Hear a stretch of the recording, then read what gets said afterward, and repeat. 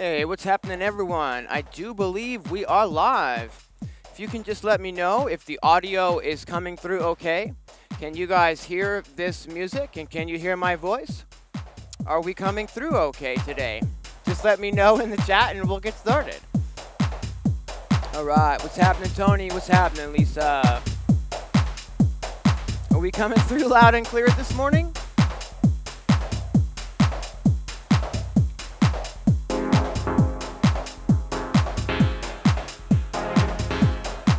We have audio. All right, fantastic. It's going to be a super casual stream today. We're going to be messing around with the Digitakt and with this small Eurorack Skiff that I've put together for today's session. We've got some drum modules in here today, and we're going to, create some fun beats, hopefully. All right.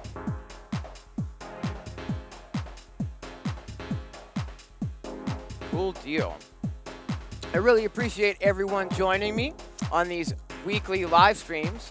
And I just want to take a moment before we get started in earnest today to do a few announcements and shout outs.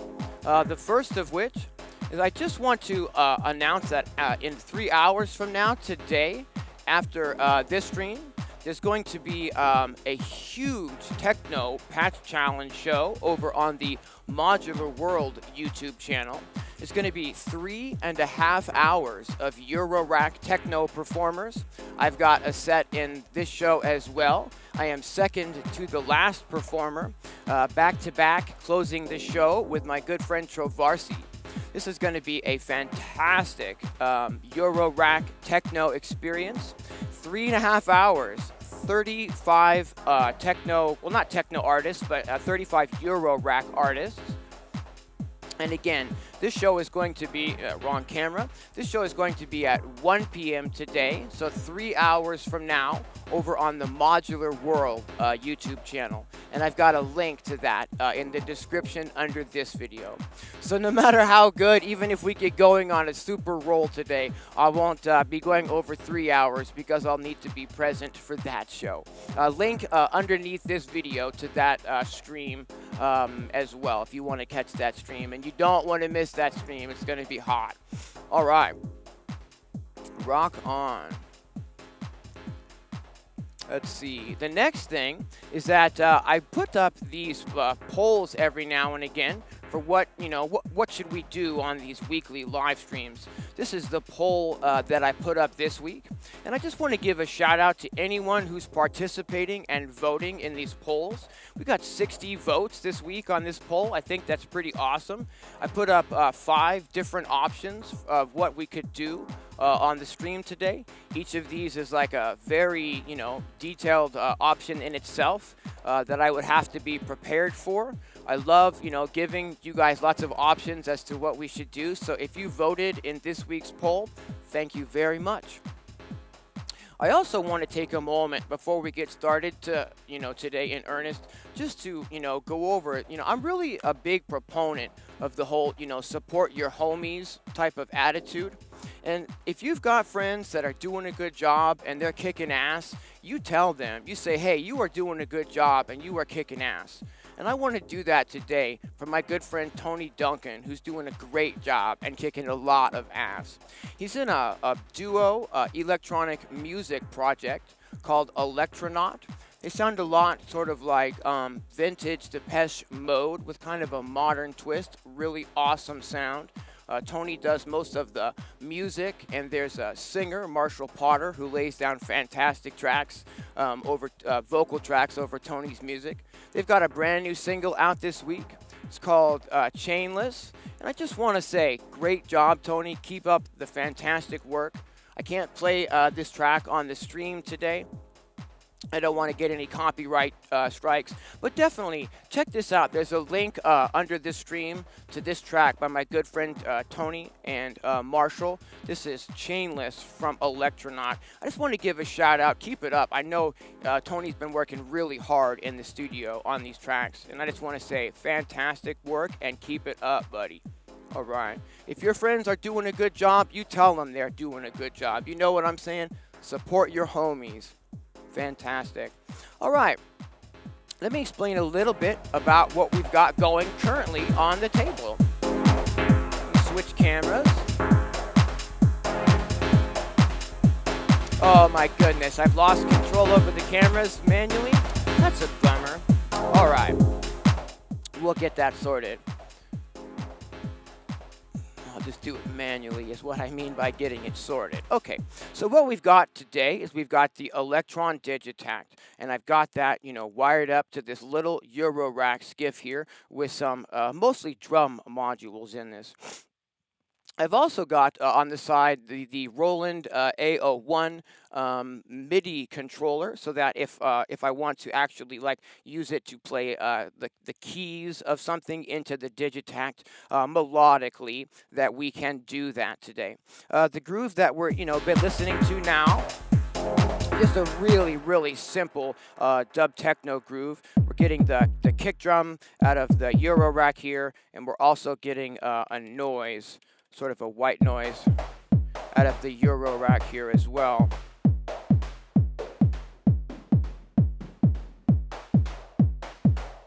The rest of the sounds are coming from the Digitakt. Hey, what's happening, Martin? Thanks for tuning in. And so what I figured we would do first today would be to go ahead and just pull the cables that are in here currently. We're just going to kind of have a cable depot at the top of the screen here on the session today. Whoops. Fantastic. All right. And I'm going to go over really quick the modules that we've got in this skiff today. I'm not trying to say, I also want to get that across, I'm not trying to say this is the be-all, end-all Eurorack Skiff for drums, nothing like that at all. These are just, some modules that I picked out and loaded up today for us to have some fun with. Let me switch cameras back again. Okay, fantastic. So first off, on the left here, we're going to start on the left. I've got the Erica Synths MIDI to trigger module. And what this allows me to do is it allows me to take this, standard 5-pin MIDI cable directly out of the back of the Digitakt, and I can route 8 different, MIDI channels, or MIDI notes rather, to these 8. These are trigger outputs here. So basically, I've got the Digitakt speaking to this module via its 8 MIDI tracks on the bottom. The Digitakt has, 8 tracks for samples at the top, and then 8 tracks for MIDI at the bottom. I've got each of these tracks set to talk to the MIDI to trigger module. If I press, the first track here, we're lighting up the first trigger, and the second one to the second, and the third to the third, etc. So depending on which track I'm sending out note information on, we're getting, I've got all 8 tracks available to send triggers out to the system. We're not really going to need that many tracks of triggers today because this is a pretty small system, but I've just got it set up in case we need that many to get started. Next up, we've got the DivKids Mutes module, which allows me to route, any audio or trigger or CV signal into this, and I can turn the flow of information on, or I can turn it off. So it's basically exactly what it says on the tin. It's a mute module that allows us, to turn tracks on and off. Next up, we've got 6 modules from Blue Lantern modules, and I've been getting a lot deeper into the Blue Lantern modules recently. I've been working this week, actually, on a demo video for their arcade kick module, which is really fantastic and super fat. That should be coming out probably Tuesday or Wednesday. I don't have that one in the case today because you're going to get plenty of chance to hear that module when that deep dive video comes out. But today what we've got is we've got the Blue Lantern modules assist module, number 1 up on the left. And this is like an envelope module, basically. It helps me create an amplitude envelope and a pitch envelope that I can route into an oscillator and create a really beefy kick drum sound. We'll get to that in just a moment. Next up, we've got the Blue Lantern modules JFET VCO. This is kind of like a 303 emulation oscillator, and it gives me a really strong square wave and a really strong saw wave, depending on which output I take the patch point from. Next up, we've got the Blue Lantern Modules Steiner VCF, and this is a fantastic filter. It's a multi-mode filter, so I can get low pass, high pass, or band pass from this filter. It's also got ping, and it's also got some FM input as well. This is a really fantastic sounding filter, and I really love, anything with a big old knob, for the cutoff. It just really, begs you to play with it, and I love to play with it, right? Okay, then we've got three of the same module. This is the Blue Lantern module's version of the Mutable Instruments Braids module. So we've got tons of different algorithms that we can work with in here. Everything from like, saw algorithms to fold algorithms and sub-oscillator algorithms, different synthesis algorithms and chord algorithms. We've got ring modulation, all sorts of different, there's some wavetable oscillators in here. There's some oscillators in here that emulate like kids' toys and even the old Speak and Spell. There's some drum algorithms in here, and we're probably going to be messing with that snare algorithm today. So I'm just going to go ahead and set that to that by default. What we've got is we've got a lot of options for getting started in a project like this because we have the option of sampling some stuff from the Eurorack into the Digitakt, or we can just, use the MIDI control and not sample anything at all and just use, the samples that I've got in the Digitakt along with using these sounds in real time. We're going to be doing a little bit of both today, I think. We're going to be doing some sampling, and we're also going to be doing, some direct sequencing of the modular. Let me just take 1 second and check in with the chat before we get started. Make sure that I'm not missing any questions. Hey, we got iOS Musician in the chat. Thanks for tuning in. All right. Cool deal. Whoops, that's the wrong card. There we go. Oh, whoops, that's the wrong one as well. Okay, here we are back at our system. Fantastic. I think what we're going to do today is start by sampling a few sounds out of some of these modules, and then we'll work on some sequencing in just a moment.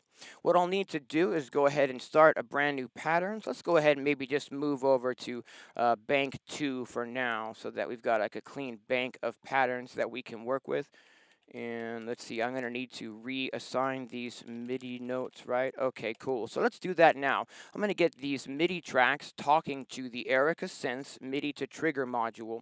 So we just need to highlight the track that we want to activate. We need to go into the, let's see here, the trigger page, and then here we go. On the second tab per se, it's the source tab. We need to hold function and click A and turn the channel on, the MIDI channel for this track, and I've got the MIDI to trigger module set to receive MIDI on channel 12. So I just need to turn, this channel to channel 12, and I'll need to do that with the rest of the channels. So I'm going to select channel 10. I'm going to hit function and channel, and I'm going to scroll this over to channel 12. I'm going to do the same for all of the MIDI channels real quick here. Turn them on and assign them all to channel 12. Turning it on, roll it over to 12, turn it on, rolling it over to 12, turning it on, and rolling it over to 12.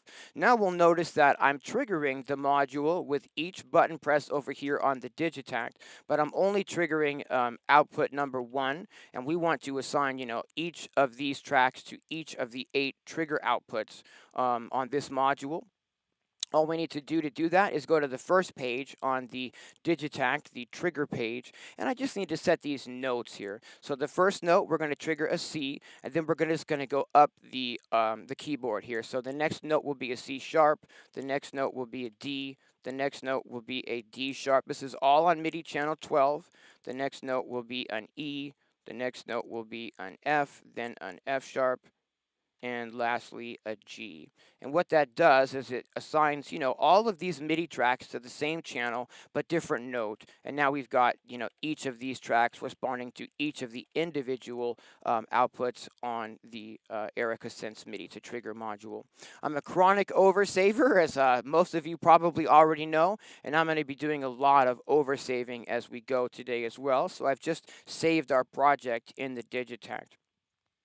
Now we've got, let's see here, let me just discuss these last couple of modules here in the system today.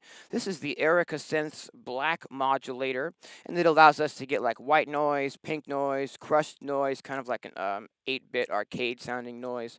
It also allows us to get a sine wave, a triangle wave, a pulse wave, and a sample and hold CV. And we can adjust the rate of those using the rate knob at the top. We can even kind of get this in sync with our project if we route like the clock signal in here. This is just so we get a tiny little bit of option for maybe some modulation, or maybe give me access to some pink or white noise or crushed noise if I want to sample something like that. Next up, we've got the high pass. This is from ShackMat, and this allows me to plug in like a kick drum or a bass or whatnot, and then remove the very sub frequencies from that sound that are too low for speakers to represent and too low for your ears to hear. If we leave those frequencies in the mix, it just kind of adds a little bit of mud, and it takes away some of your headroom. So by eliminating some of those sub frequencies that ears can't hear and speakers can't reproduce, we're really helping to open up the overall amount of headspace that we get, which allows us to get the mix louder in general. Last up, we have a little mixer here from Dopefer. This is just a little tiny narrow mixer, so we don't have control over panning. We just have control over 4 different levels of volume. And I'm just going to check in with the chat real fast now that I've gone through the modules here. Why do the sample tracks not get sent by MIDI?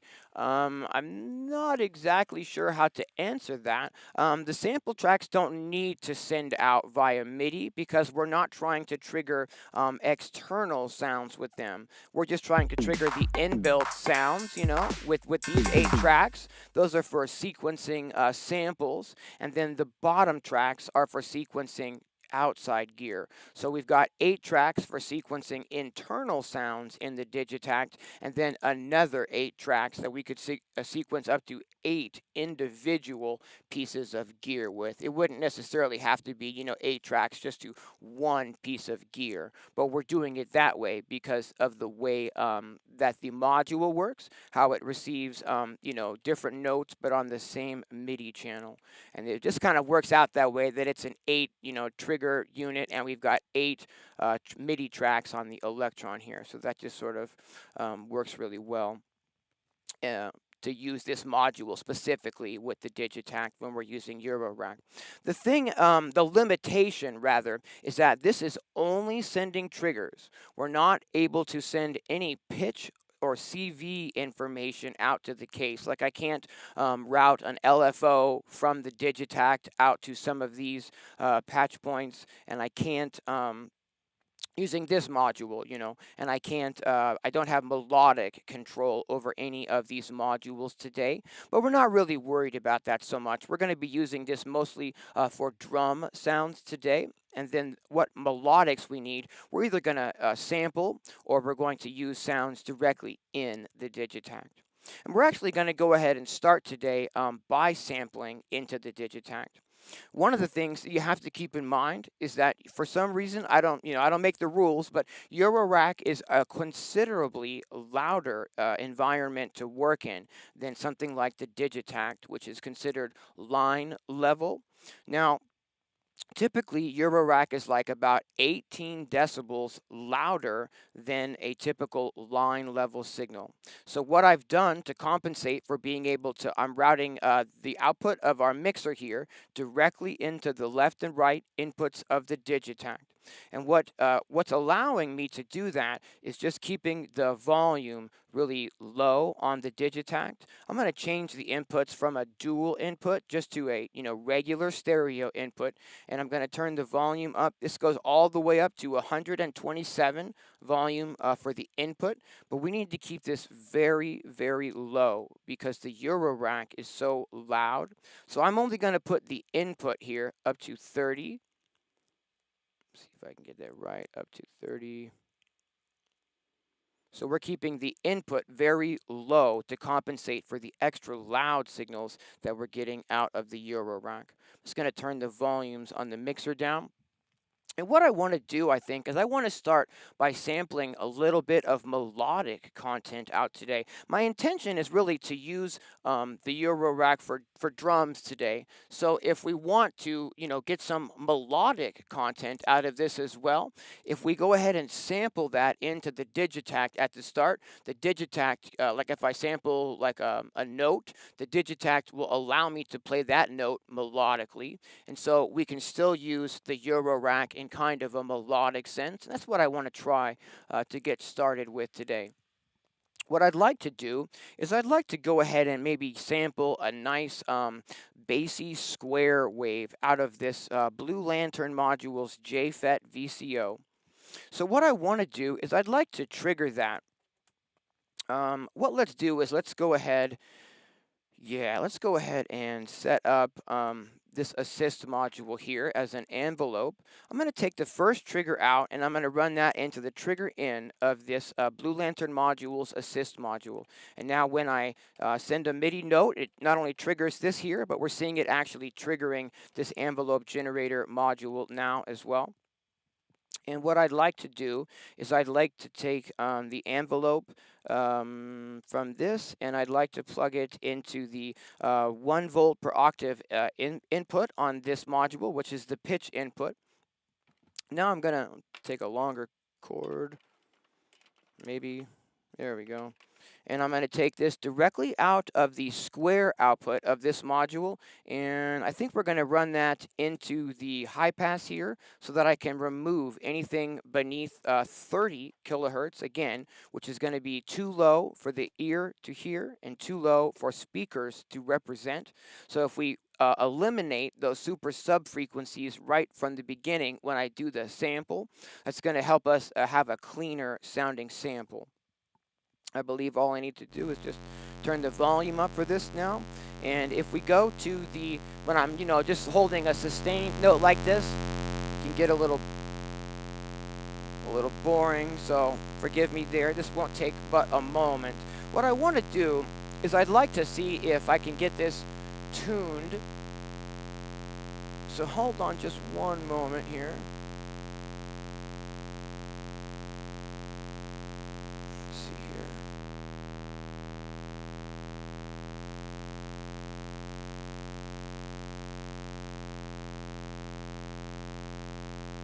There we go. I'd like to write in the key of F today, so I'm trying to tune this module to the key of F. Let me turn the volume down for a second and show you exactly how I'm doing that. I've got an instance of Ableton Live open here, and it's got some, plugins open, and one of those plugins is a little tuner plugin on the bottom here that allows me to see what the note is, so that I'm able to tune these oscillators to whatever note I need them to be. And also to get a little bit of a visual representation on what we're creating today as we start building some sounds. So let's go ahead and turn this volume back up. Whoops, this one here. We go back to the overhead shot. All right, now I want to send a pretty hot level of this. This is just a square wave tuned to F, okay?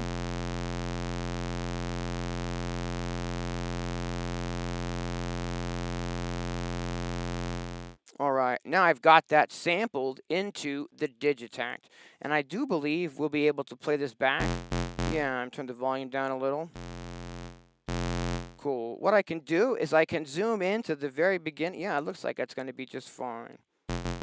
All right, I'm going to go ahead and save this at this time. Let's just go ahead and name this. Oh, let's see, that was from the Blue Lantern modules, and this is like I'm going to call this F, and then how about S, Q, R, because it's a square wave, and then, I don't know, just some random stuff, so we give it its own name. Let's go ahead and put it on track 8 here, and then I can, let's see, what is it, function and no, cool, I can clear the sampler out at this time. Now we've got the sample here on track 8, and the reason that I've got, let me see if I can change this, the reason that I've got this little keyboard out today is, whoops, it's very loud, sorry about that, is that now I can play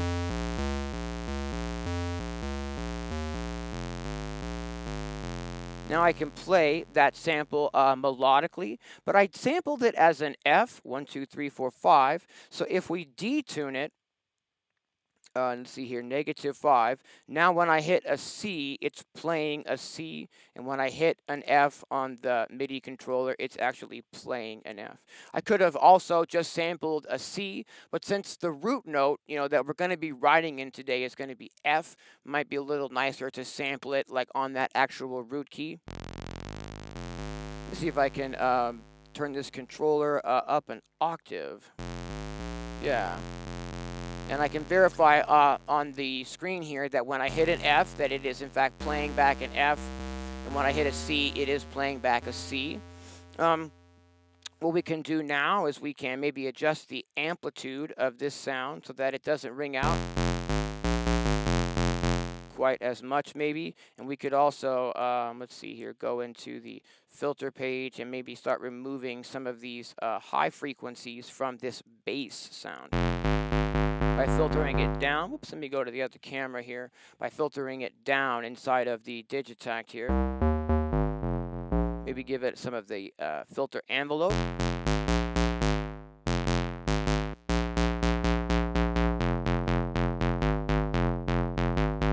Cool, so we've got a little bit of a bass sound now that we actually sampled from this Blue Lantern Modules JFET VCO, a really strong sounding square wave. I like the way that sounds. And what I can do is I can go ahead and pull these cables at this time. And maybe we can go ahead and worry about, oh, I don't know, getting, let's do the, yeah, in fact, yeah. I think what I want to do is maybe try to get a higher pitched square before we start routing this to drums. And let's see here. Let's go ahead and route this directly. Where's that longer one? Cool. If I route this directly to the high pass, and then if we route this back into also input 1 here, what I want to do is, let's see here, the outs is, oh right, I need to actually route this correctly to get the envelope working properly. So I'll route this out here into the audio in, and then if I route the out here, cool. Thanks for your patience, everyone. I'm just trying to get the envelope set up to this sound, and you'll hear exactly what that does in just a second here. Yeah, what this allows me to do is now the sound isn't just sustaining, but I'm controlling the sound. And I don't want to make a kick drum at this time, but what I want to do is try to get like a higher octave sound. So I'm going to see if I can't do just that.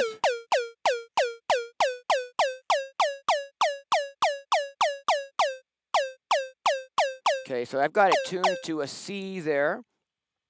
And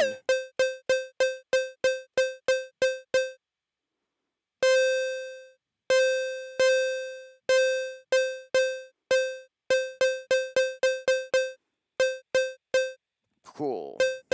That might come in handy later. All right, I'm just going to go ahead and sample that into the Digitakt at this time. There we go. Fantastic. And here we've got just that little bip. So again, we've got a little bit of a melodic element that we've sampled, out of the Eurorack, which again, we're going to be using mostly for drums today. So I figured it might be nice to grab just a couple of little melodic samples out of it before we get, started in earnest trying to use it for drums. I'm just going to edit this little synth blip here. Let's see. Fantastic. Sorry, it's a little loud. All right. So I've got the start point edited there. Now let's trim off the end point. That's fine. Fantastic. And let's go yes to save that. Let's give this a name as well. This is the Blue Lantern Modules. It's also a square, so it's a SQR, but this is a high square. So I'm just going to call this high. And then we'll just maybe give it a couple extra digits at the end so it has its own specific name. We'll save that, and then maybe we'll just assign that to a track in the Digitakt as well. So we've got that on a track here, and maybe what we can do is see what that sounds like if we give it, quite a bit of reverb and delay. Start trying to give it a bit of personality inside of the Digitakt, right? Let's go to the actual reverb settings and make this, quite a bit longer delay. Let's also remove, reverb. Let's also remove a little bit of the low frequencies. Yeah, so we've got like a bit of a, longer sounding reverb now. And let's do the same with the delay as well. Let's turn it on to a ping pong delay so we get a nice stereo delay. And let's bring the width and the feedback up on that, and also remove a little bit of the super low and high frequencies from the delay.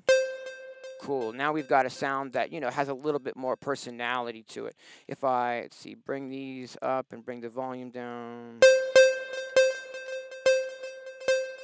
Okay. Okay, what you can hear now is that I can actually, play this sound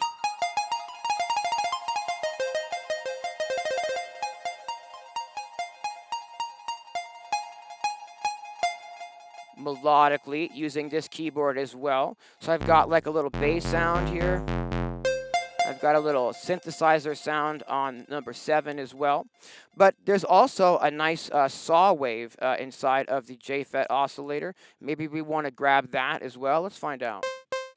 Might be nice to have that as well. So let's go ahead and sample that before we move on to drums today. Let's just go ahead and sample. There we go. We've got that little hit done as well. Or maybe I want actually a longer, it's a really, really short one. Let's delete that and try again. If I, function and no. I just want to make the envelope decay a little bit longer here using the Blue Lantern module's assist envelope generator.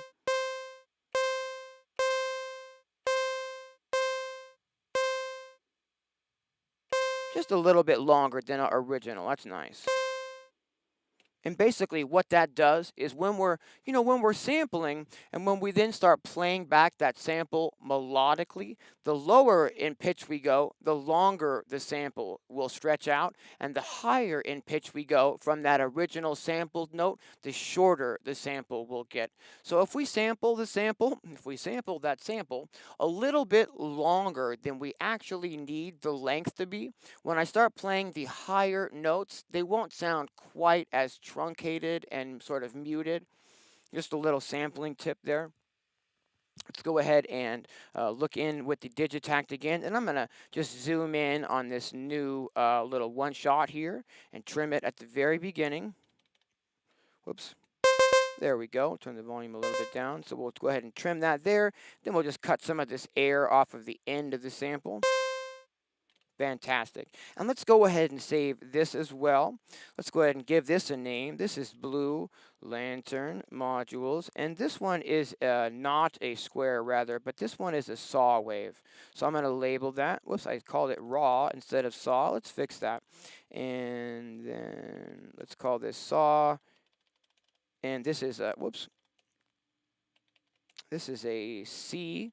So I'm going to label that. I find that if you're, sampling melodic content, that it's best to, put that root note in the name of the sample so that you can easily, work with that sample in future projects. Let's just go ahead and save that at this time. And let's drop it onto track 6, shall we? All right. Looks like I might be having a freak out in the Digitakt that I've never seen before. It took quite a bit of time to get out of that menu there. Okay, so here's the difference between these two sounds. One of them is a saw wave. I'm turn the reverb and delay up on that saw. Whoops. And I can play that melodically as well with the keyboard. And then the other is a square wave.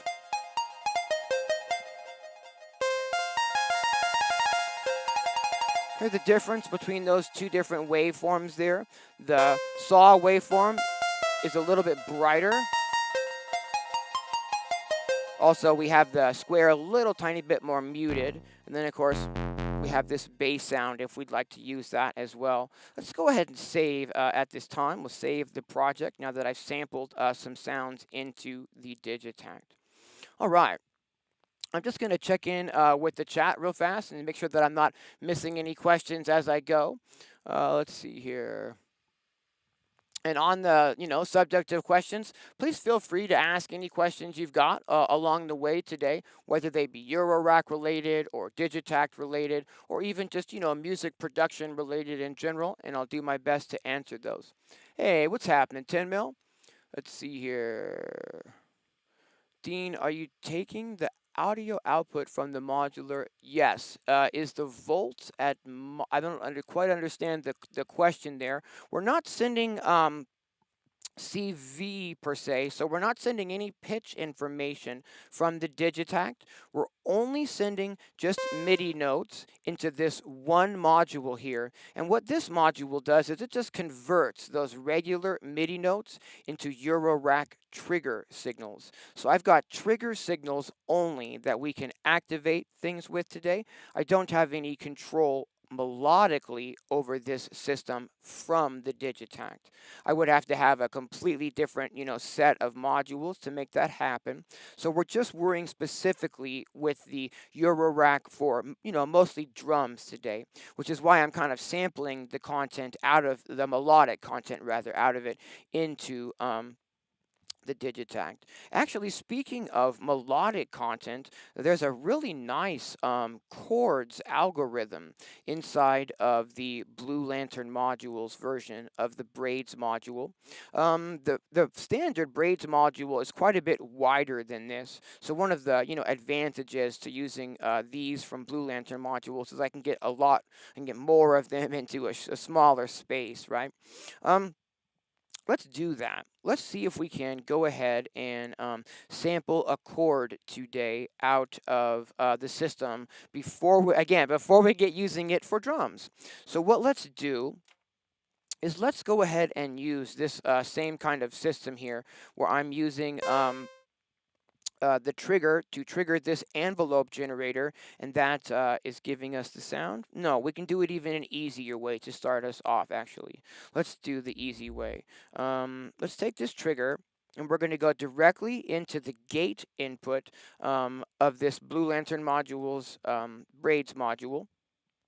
And what I want to do is I want to, they have one of the things that's awesome about these oscillators is that they have a built-in VCA, which means you don't necessarily need to pair it up with an external envelope generator like we were doing a moment ago. It has one built in. Now, if we turn that off, then we just get a nice sustained note out of this. And let's hear if I can get some volume on that. Absolutely. In fact, looks like we're already on the chords algorithm. But what I want to do here is I want to choose a different algorithm. I want to choose the really simple algorithm, maybe like this saw wave here. And I want to use this plain algorithm to tune the oscillator.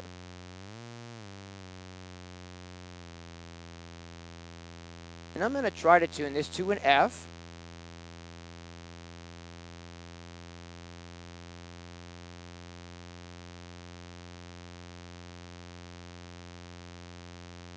And there we have it. This oscillator is putting out an F now.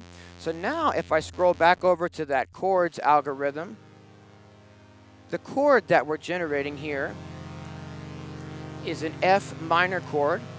And I've got control over the D tune of these oscillators. I don't know if you guys can hear that. You get a pretty detuned, fat, wide sound. Or I can get a really slowly detuned sound. Just really gentle detuning against itself. And I think we're going to sample a little bit of that today.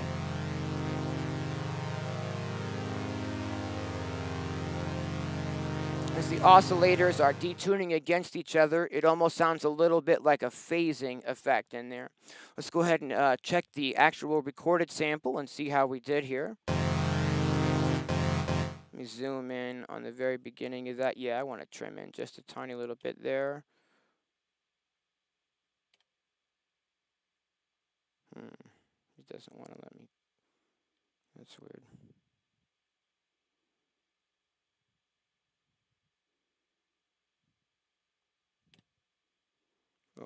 Okay, that's on, but I think we can work with it.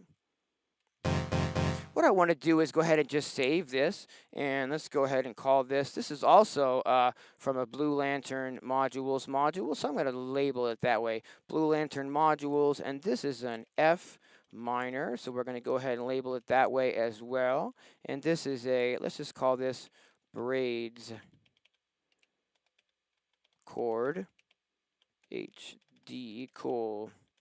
Maybe put some extra digits at the end or whatnot, and we'll just put this on a pad here. Cool deal. Okay, so now we've actually got 4 melodic sounds that came out of the system that we're mainly going to be using for drums today. This is a really, neat thing about using anything and the Digitakt is we just, sample into it, whatever we need to sample into it. Okay, so now let's go ahead and create a kick drum that we can start, building some stuff around. Actually, wait, let me think about this for a moment. Now I'm trying to decide if we should do 4 on the floor or if we should do like, I think we're going to do not 4 on the floor today, because in just a few hours, it's going to be 3.5 hours of 4 on the floor. For those of you who might have missed that, I've got a set coming up in a live show this afternoon at 1 p.m., just a few hours from now. And this is on the Modular World YouTube channel. There's a link to this, a direct link to this show beneath this stream in the description. And this is going to be 3.5 hours of Eurorack techno performers. I am second to last, closing out this show with my good friend Trovarsi. So seeing as how we're going to be getting quite a bit of techno, or at least I'll be getting quite a bit of techno. Hopefully I'll see a few of you in the chat over there in just a few hours. Let's go ahead and not make techno today. Let's make some broken beat. So I'm going to put our tempo up to 140 BPM. And the reason that I'm choosing 140 BPM today is I've got a new sound bank for the Electron Digitakt that's out now. It's called Sample Chains, and it's got 32 different sample chains in it. Each of those chains contains 12 sounds, so it's a sound bank with, I think that's 384 sounds in total. But one of the neat things about that sound bank is that it's got some like percussion-y, glitchy drums at 140 BPM. So maybe we can utilize that today with what we get started. Let's get started by putting together a really simple beat, maybe with just like a kick drum and a snare drum coming from the modular. And then we'll see about maybe adding in some samples and maybe some of the melodic content that we already sampled out of the Eurorack today. Let's get a little bit of a brush down here because I like it to be clean.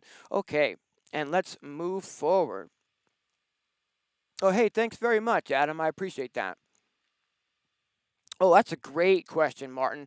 Modular is actually about 18 decibels louder in general than regular line level equipment like the Digitakt here. I'm not really sure, why that is, but Eurorack is quite a bit louder. So how I'm dealing with this today, how I'm compensating for that, is I am going directly from a Eurorack mixer directly into the back of the Digitakt. But we've got the volume on these inputs turned down quite a bit low. The volume on these inputs goes up to 127, and I only have them at 30. So they're very, very low to compensate for the extra hot signal that we're getting out of the Eurorack system. All right, let's start by getting this snare happening to kick rather, sorry about that, happening today. And we're going to use our first trigger for that. And maybe we'll start by just putting in 4 on the floor pattern, and we'll see, these LEDs lighting up, showing us that we're triggering that at this time. Wait a minute. I don't want 4 on the floor, though. I just said that. Boy, it's really ingrained in me, isn't it? That's funny. Let's go ahead and, I do like that 4 on the floor, friends. Let's go ahead and make a little bit of a broken beat pattern here. So we can see now that we're triggering this envelope generator, which is going to help us get a kick sound. What we're going to do is we're going to use the Blue Lantern module's braids module to create a kick drum. And what we're going to do is we're going to create it out of the fold algorithm. I'm not exactly sure how to explain what that algorithm is, so I'm not going to try. We're just going to use the fold algorithm today to create this. Now, let's see here. We're going to route this directly into our first input. The kick that I'm going to create can actually get really, really loud. And if I try to run it through this high pass filter, oftentimes it'll be a little bit too loud. And I might need to bring the volume down before I bring it into the high pass module to remove those subs. But I don't have a way to do that in this little rack today. So we're just going to not worry about that. And any low frequency content that I need to remove, we'll do inside of the Digitakt. Cool. Actually, we won't be removing any because I won't be sampling it. We're just going to be playing it, and that's fine too. What we're going to do, let's see here. Octave, I need to.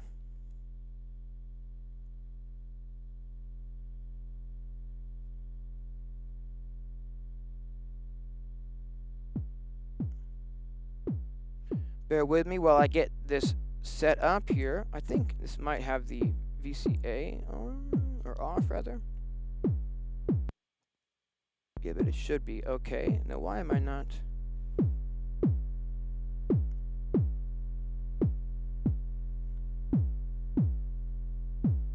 Because I'm not routing it correctly. Got it. Okay, I just need to route the output of that module back into the input of this module, and then route the output of this module into our mixer. I always get a little bit confused on that, but we get there in the end. All right. Now we've got complete control over the pitch envelope for this kick drum and the decay envelope for this kick drum. So I can make it a longer kick drum by messing with this decay. So changing our volumes here. All right.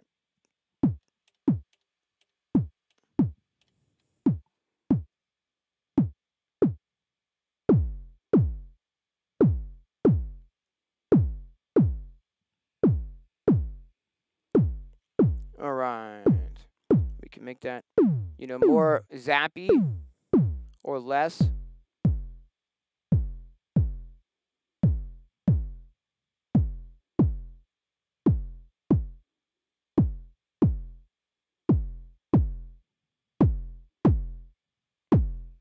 It's a pretty beefy kick drum. I'm kind of liking the way that's sounding. Let's just go ahead and move forward with that at this time. And let's see if we can't get a snare drum happening now. I want to take the second trigger output and maybe a longer cable.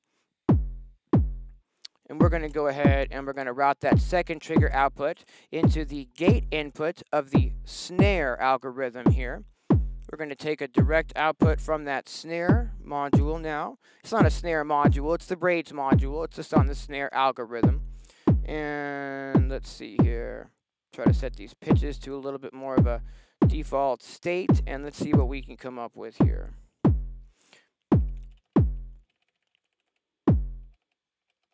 Why am I not? What did I do wrong there?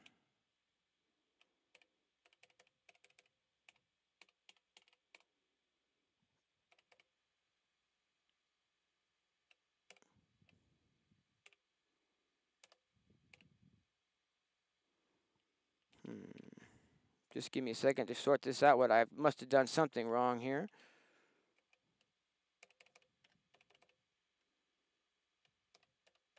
Am I on like a different? Oh, I'm on a different pattern all of a sudden. I see what happened. Okay, sorry about that. There we go. And here's our snare. All right.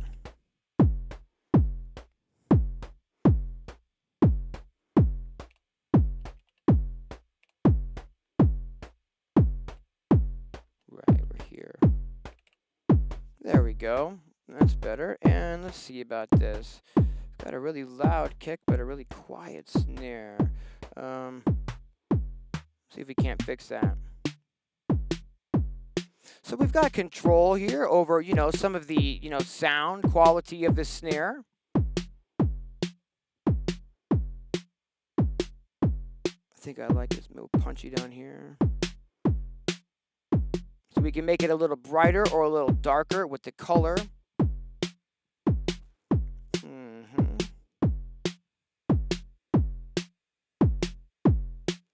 Hey, thanks, Mobile Music Pro. I appreciate that, Vortex.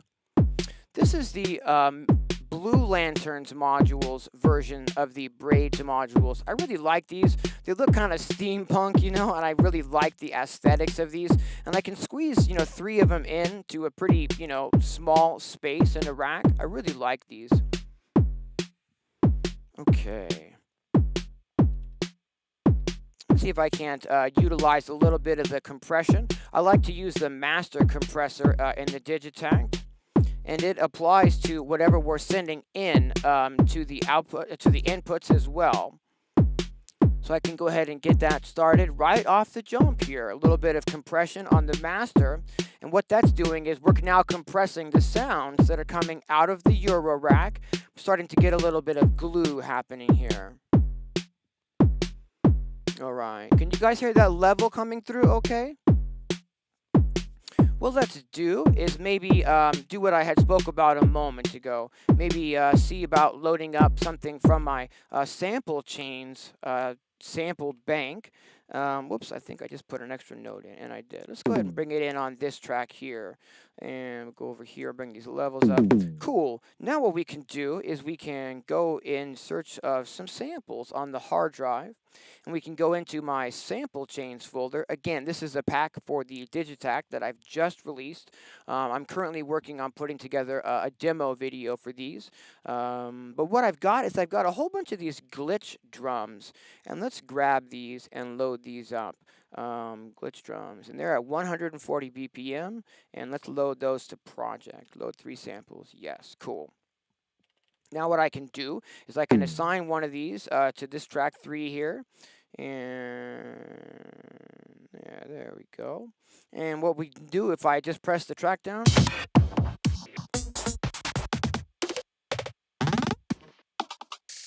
What we're going to be hearing there is 12 individual samples. These are sample chains. And what I've got is I've got 12 different samples in each chain.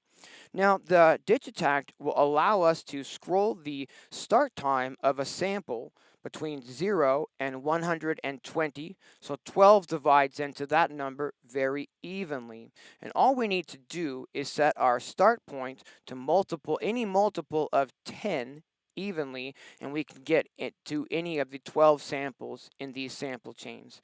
This is a little bit of an advanced technique, and I actually have a live stream that I did a few weeks ago on this. I'll put a link to that. I'll put a card link up to that in the replay. You can catch that if you want to get a little more in depth on sample chains inside of the Digitakt.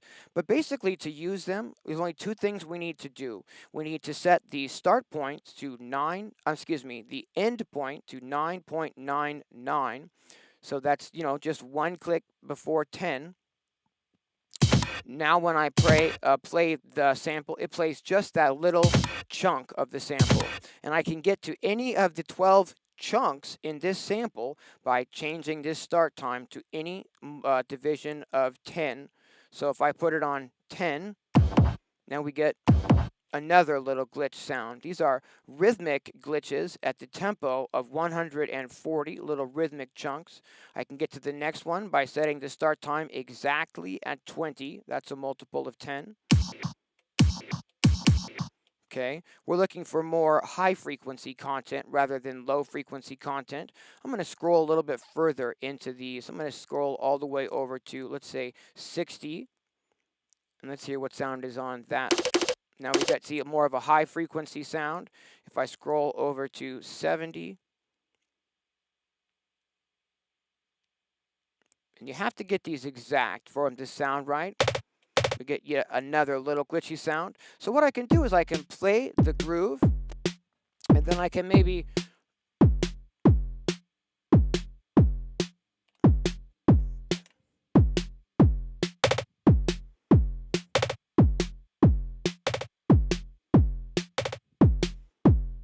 okay, so we hear a little bit of a rhythmic glitch there. That's just a sample, from my sample chains that we're hearing now being blended. But what we can do, again, is we can change the start time to any division of 10 to get a different sound. So if I put that exactly on 80, then we get a different type of sound there. If I put this exactly on 90, we get another kind of sound. I really like the way that sounds. Let's go ahead and put another one of these glitchy percussion hits on the end of the bar here. But let's change which glitch it's playing. So if I hold down just that step, I can move the start point and use the parameter locking feature in the Digitakt to have different sounds, on different steps. And this is the beauty of my sample chains pack, is that, each time we load a sample, we're not loading one sample into the Digitakt, but we're loading 12 samples at one time. Let's bring the volume on this second one down. I like the way it sounds, but it's a little too loud. Let's also filter it down just on this one step. Yeah. And let's also make it shorter. So I'm going to make the release time a little bit tighter. Then I'm just going to take the trigger and I'm going to tell it to hold this for 2 beats, an eighth note. Yeah, all right.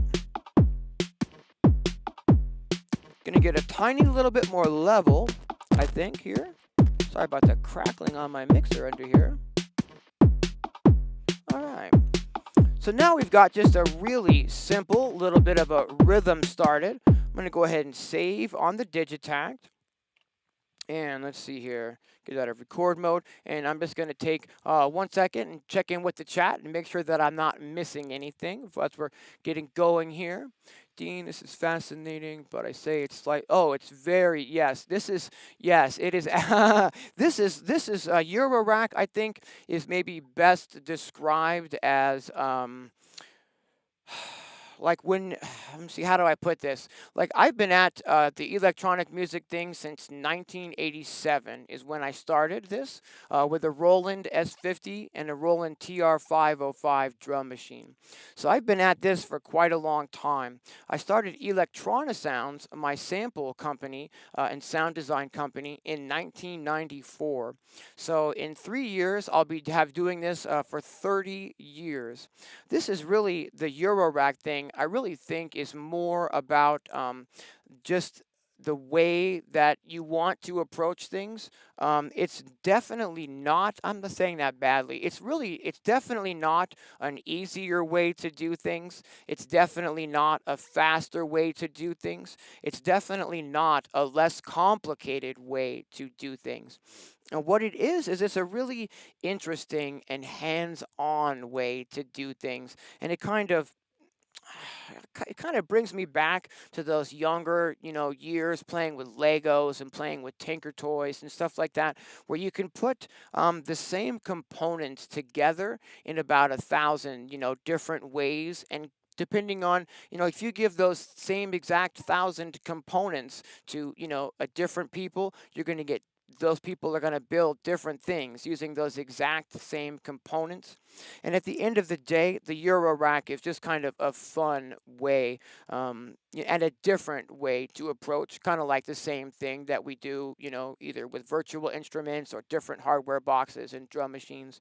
But it's a way to, some people use it to, create sounds that they wouldn't be able to create otherwise. That's actually, I think, a big draw to it, a big pull for a lot of people. For me specifically, I just really, really like the hands-on aspect of it. I've been in the box using like the computer only for music production. Up until about 5 years ago, I spent like maybe 10 years in the box, and my mouse fingers were really sore and really tired. And I love these days just kind of getting out of the box, getting back into the hardware, just kind of for fun as a way to approach it. I'm not going to say that Eurorack is a better way than like being in a DAW only. I'm not going to say that Eurorack is a better way than like say the Digitakt or the Akai Force or anything like that. It's just different ways to kind of achieve that same result of making music. And I have a lot of choices for what I want to do, musically in this room. So this is a really fun way for me to kind of keep things fresh and interesting, and also keep me learning new things after being at this for so long. All right, cool deal. So we've got a little bit of a beat put together, and I think maybe we'll try to create some sort of like a, maybe bass with this at this time. Um, we might be able to use that bass that we sampled. We have that on track 8 here. And let's see what happens if I start to play that.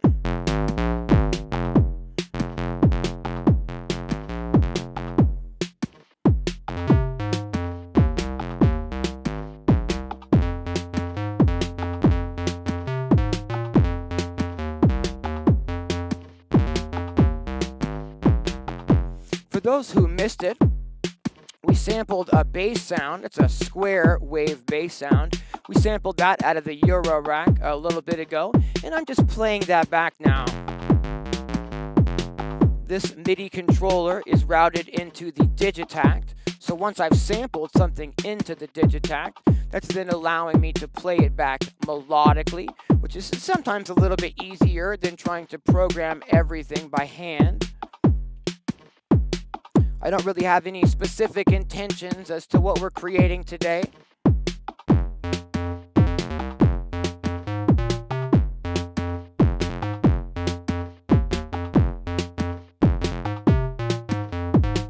kind of like that old school electro vibe that's kind of coming out of the groove here.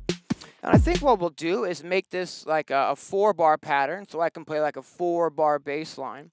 So what we're going to do is we're going to switch cameras back to the overhead, and then I'm going to go to the page menu. We're going to make this a 4-bar pattern by taking the steps from 16 steps up to 64 steps. We can hit function and page to get back to our regular, and then we can save everything at this time. What I can do now is I can just maybe sort of get the groove going, and I can just sort of figure out what I want to do with the bass here. Probably something simple and kind of electro-y.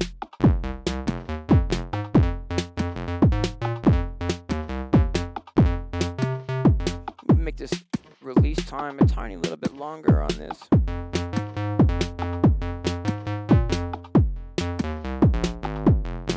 Maybe bring the filter down.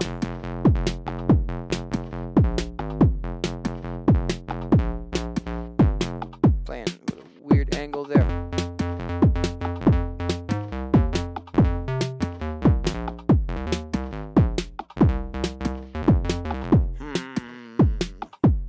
Sometimes I'm not, entirely happy with what I'm just tapping away, and then I try to think about like, well, what if I were to program something in?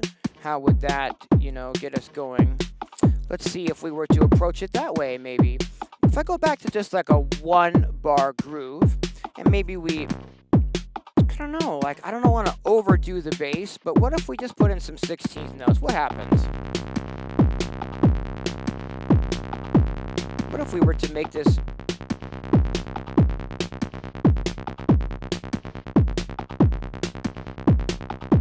I'm trying to mess with the envelope time here and see if I can get it to sound decent.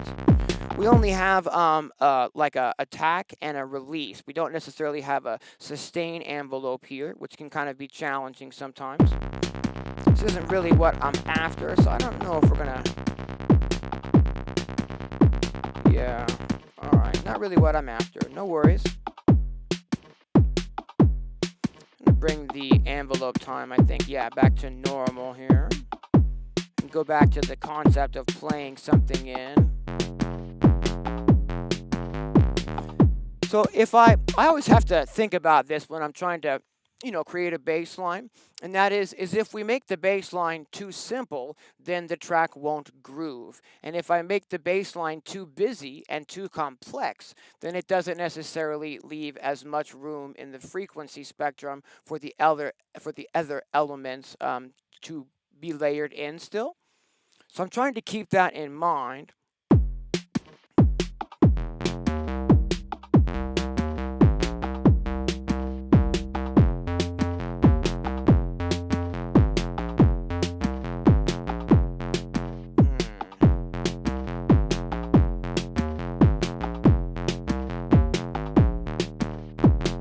let's kind of put something in, I think. We're going to go ahead and make this back to 4-bar pattern.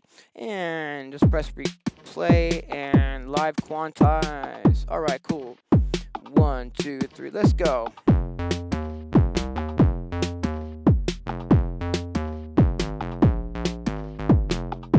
Cool, there we go. We've got a bass line we can work with. I'm going to bring the volume on that down just a touch. Hope I'm not putting out too much level to the stream. Just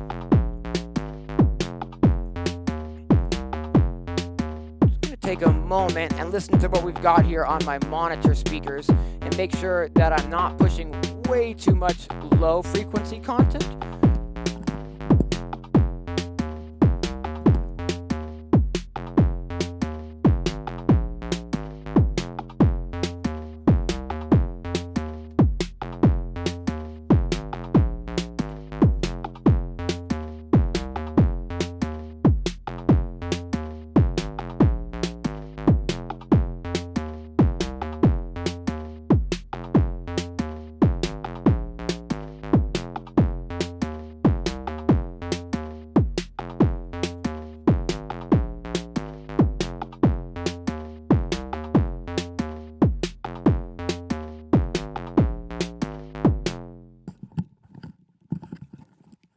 Woo, we were pushing so much sub-frequency content from that kick drum. That's something that I'd like to take a moment and discuss.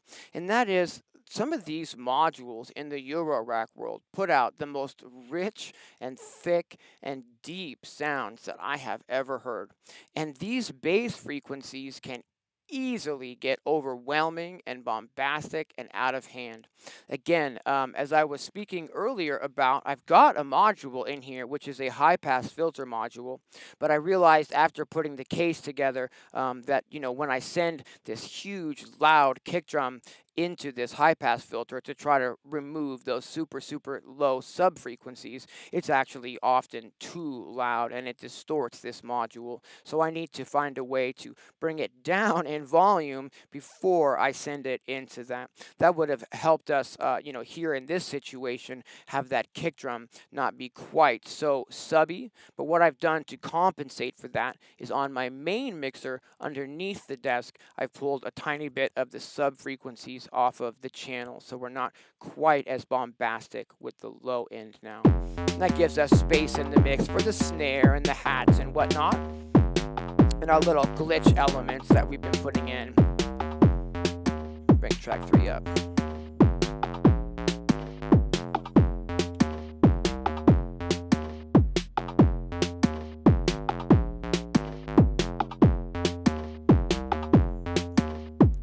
About putting a little tiny bit of delay on our bass line.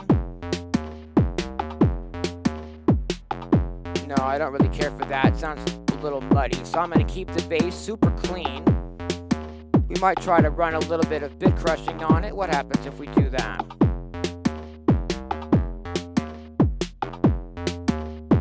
Yeah, not much. All right, no worries. We're going to leave the bass as it is. So we've got the kick drum coming out of the first Blue Lantern module, Blue Lantern module's braids module. It's being made with the fold algorithm. And then we've got our snare here coming out of another one of the Blue Lantern module's braids module using the snare algorithm. Let's see, we sampled a really cool chord out of one of these braids modules a moment ago when we were getting started. Let's see if we can maybe grab that. Whoa, those are so loud. Sorry about the volume there, guys.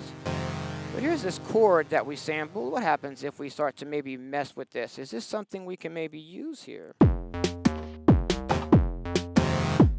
the volume on that down. No. I don't think we're going to be worrying about that today. All right. But I've got it in the Digitakt now, because we sampled it. Let's go ahead and get some more percussion, and let's go ahead and use this last Blue Lantern module's braids module to do that. Let's pick, I like the cymbal algorithm sometimes. Let's see if we can find that in here. There's so many different algorithms inside of these. there it is, the symbol algorithm. And we can go inside here, make sure that we're on, 16-bit and 96 kilohertz. Fantastic. I can make sure that the VCA is on, and that is the internal envelope, the voltage controlled amplifier. Okay, so now its internal envelope is on, so I don't need to pair it with an external envelope module. Now I can go into the decay of the sound, and I can make that, as long of a sound or as short of a sound as we want using its internal envelope. This one is also not quite as loud as, say, a kick drum, so I can actually run this into the high pass filter and remove any low frequencies that might be hanging out that we can't really hear in that sound. We can use the high pass for this, hopefully. And we're just going to need to take a cable now from the third trigger out of our Erica Sense trigger module. Again, we're just taking the MIDI channels here at the bottom, and we've got those assigned to this module. It takes a 5-pin, standard MIDI input. I can plug this trigger here into the gate of our, module, and now let's see here. We're hearing it here, and all I need to do is turn the volume up. Yep. All right, so what let's do is see if we can't adjust this envelope a little bit. You can hear that we can get the sound, quite a bit longer or quite a bit, shorter. We can also adjust kind of the timbre of this sound here using the color and using this, what is this one, the timbre control. You see how we get more of like almost like a melodic content there. We can also affect, the pitch here, and we can just start messing with that. So let's see what we can do. I'm going to play the beat and see if I can't, get some triggers happening and get a rhythm coming from this cymbal sound.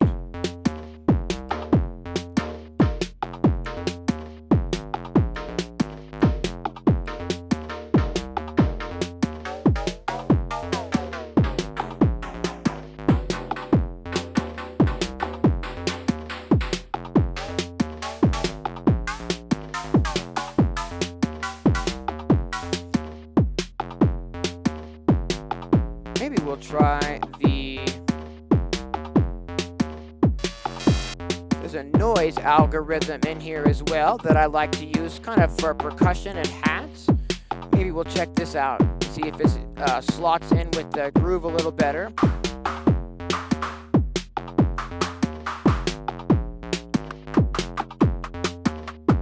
There we go.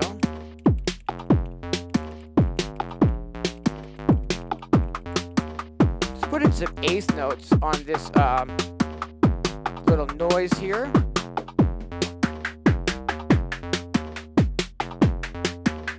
I think I like it more over here.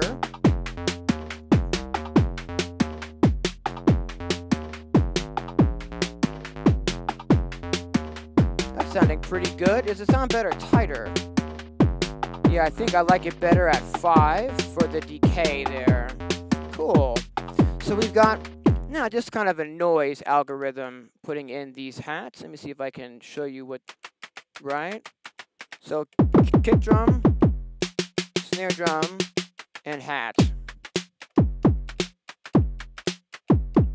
Cool. So we've got those 3 different sounds coming out of the rack here. We don't have anything routed into the mutes module, so I can't turn anything on or off using these switches or anything.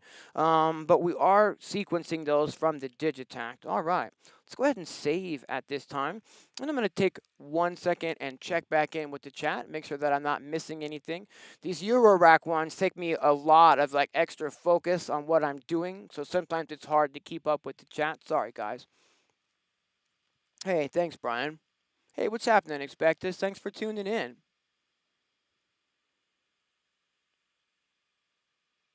All right. Let's see what we've got here. Okay. What should we work on? Let's see here. Oh, in case you've just tuned in as well, I also want to let everyone know that in just a few hours, actually it's just under 2 hours now, there's going to be another live show today on a different channel. This is on the Modular World YouTube channel, and this is going to be a big one. This is 3.5 hours of Eurorack techno, 35 artists. I'm closing the show back to back with my good friend Trovarsi. I'm just before her, and she'll be the last performer. So I'm going to be just at the end of this 3.5 hour show. But come on over to the Modular World channel and hang out with some techno this afternoon. 3.5 hours, 35 performers. The direct link to this stream is in the description underneath this video. Cool deal. So that's in less than 2 hours now. Here we've got a really cool electro kind of groove going. All right. And actually, the things that we're listening to now all came from the Eurorack because we sampled that bass sound out of the JFET VCO from Blue Lantern modules to begin with. Let's go ahead and see if we can't maybe just bring in one of those melodic sounds that we sampled. Then we ran through the reverb and the delay in the Digitakt. Let's see what happens. We need to go a little bit lower in volume.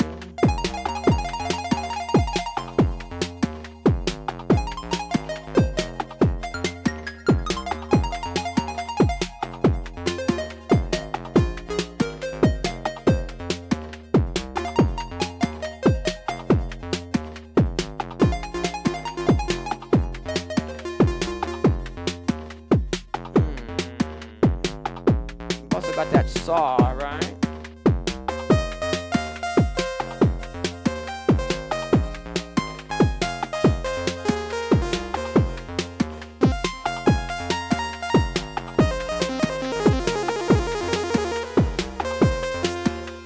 Boy, they both sound, interesting over this groove, but I'm not really playing super great today.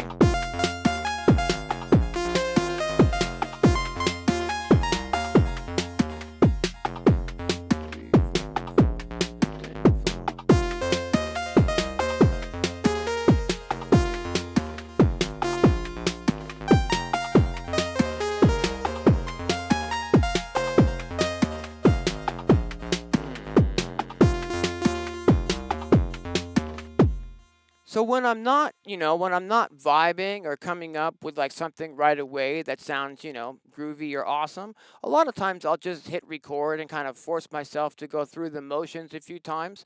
And that's how we got our bass line in today. So sometimes, once you've hit record and you're just, giving it a go, sometimes things come together. And I think we're going to maybe approach it that way at this time with that saw lead. Let's see here. 2, 2, 3, 4, 3, 2, 3, and 4, 2, 3, 4.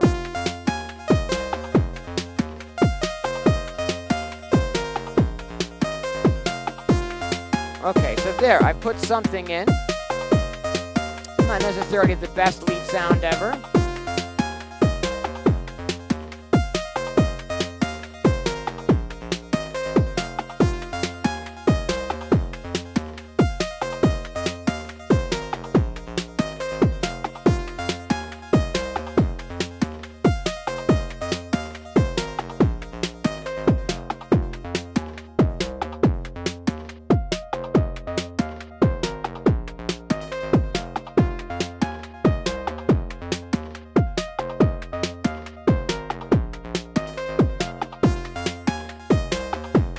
Oh, I see, because it was recorded. All right, see, I forgot to, I'm glad that happened, actually. I forgot to take it out of record mode after I punched the part in. So all of the knob tweaking that I've been doing on real time, in real time, trying to get that sound into the mix, was all just recorded as automation. And so I really don't want that. So unfortunately, what I'm going to need to do is just clear that track and try again. So that's not a problem. We're going to go ahead and save at this time. And what I'll do is that same thing again. I'll just get it into record mode and punch something in and see what happens. All right, let's do that. 2, 2, 3, 4, 3. Here we go. And 4, 2. Good luck. No, got a wrong note in there. Let's get rid of that. And clear those out and try again. 3 and 3, 2, 3, 4, 4, 2. Here we go.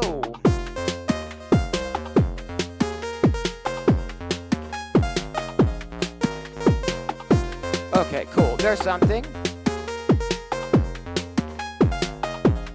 Oh, I'm doing it again. Oh, I can't believe this.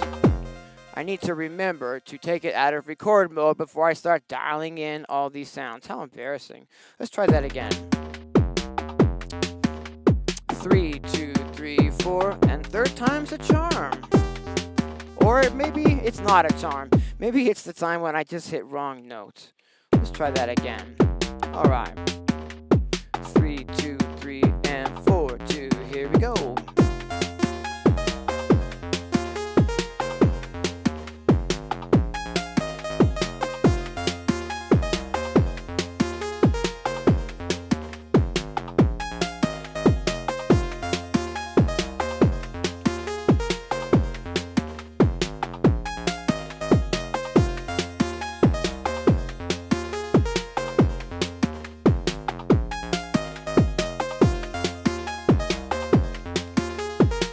I'm moving a note around. Get rid of a note here. Bum, bum, bum. Let's make the difference. Maybe +5 here. Bum, bum, bum, bum. Cool, that'll work. Let's go ahead and save at this time. And thank you for your patience, everyone. Let me check in with the chat real fast and make sure that I'm not missing anything. Oh, no worries, iOS Music Man. And thanks for tuning in. Yeah, that's the thing is that, I've just been at this for a long time, and I don't really claim one specific workflow as like my workflow or the workflow or the best workflow. I like Ableton, I like iPad, I like Digitakt, I like the Akai Force, I like Eurorack. I mean, if it makes music, I'm into messing with it, is the thing. Right on. All right. Cool deal. Let me hear this on my monitors real fast.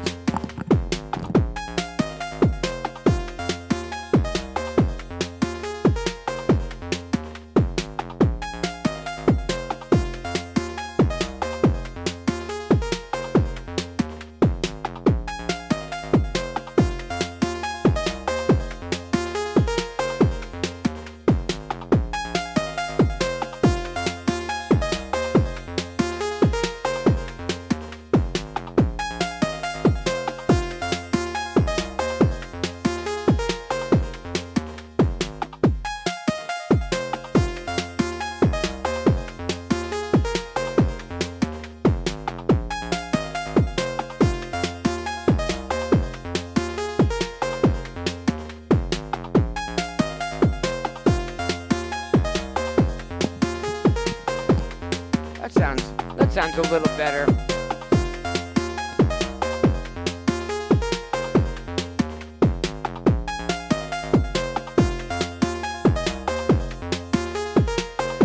Can you guys still hear my voice now that the music is getting so loud? Just let me know. Hey, what's happening, Audible Video? Thanks for tuning in.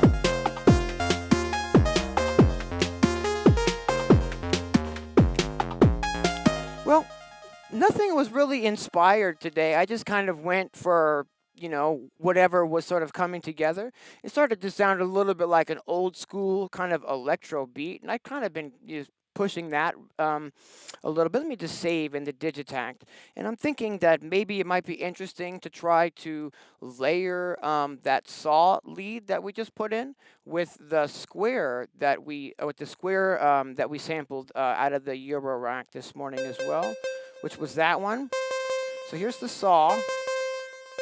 And then there's the square. It's kind of like a little bit more, I want to say, rounded off on those frequency edges. It's kind of hard to explain what I'm thinking there. But let me see if I can make this happen.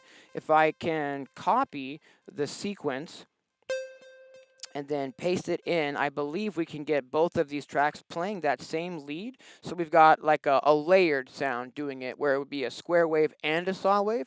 Let's see if this sounds all right. I'm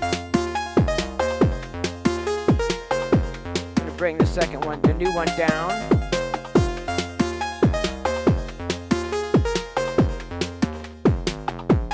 I'm also going to go ahead and make it at this time so we can turn the drums on and off in the Eurorack. And we're going to be using the DivKids mute module to do this. And very simply, I just need to take our trigger 1 out of, let's reverse that rather, out of here. Let me put this underneath, cool. And then the snare out of trigger 2, and then the hats out of trigger 3, and then we can take 3 of these short ones and go trigger 1 into, that's too short rather, that's maybe long enough there. We can go trigger 1 into down here, and trigger 2 into down here, and then lastly trigger 3 into the third input of the mutes module. And now what I've got is the ability to turn these sounds on and off using these 3 switches here. So we can remove the drums entirely and just focus on some of these other sounds. So what we're doing here is we're triggering both of these sounds together.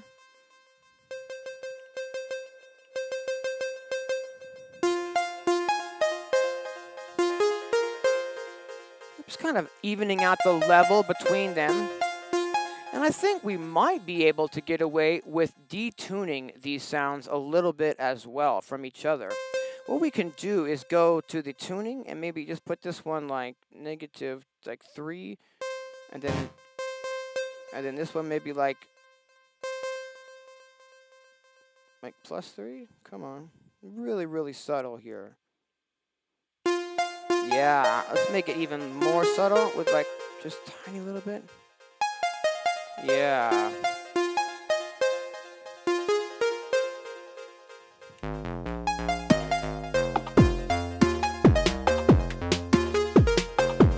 Now that lead's quite a bit thicker and more robust. Probably need to pull it down a little in the mix.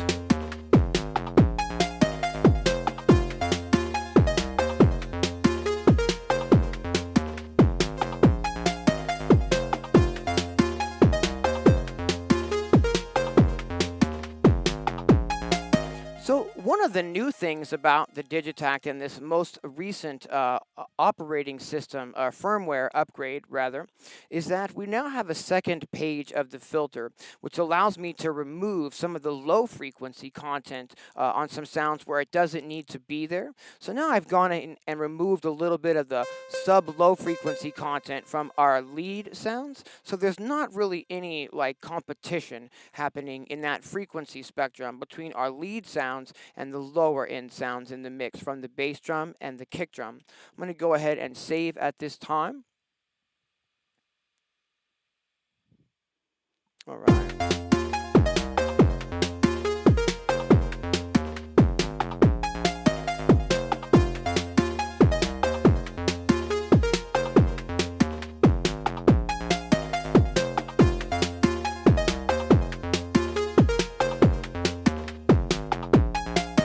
Go ahead and make a variation of this pattern at this time. What let's do is go ahead and copy the pattern and paste it into an empty pattern. And then what we can do is just verify that that pattern's, playing okay. Fantastic. Let's go ahead and take this very first pattern and remove the leads from it, right? So if we go clear and then here, whoops, yeah, and then clear. Fantastic. And we can go ahead and save at this time. Now what we've got is we've got kind of like an intro pattern that we could, start with or whatnot, which doesn't contain the lead. Sort of introduce the listener to the groove, And we can change over to the next pattern and introduce the groove.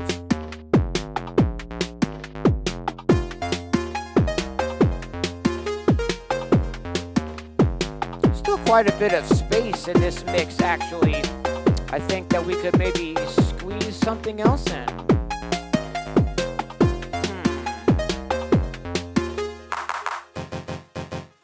what let's do is let's maybe see about adding some more chords in. The chord that I sampled out of the braids module doesn't quite fit the groove the way that I would like it to.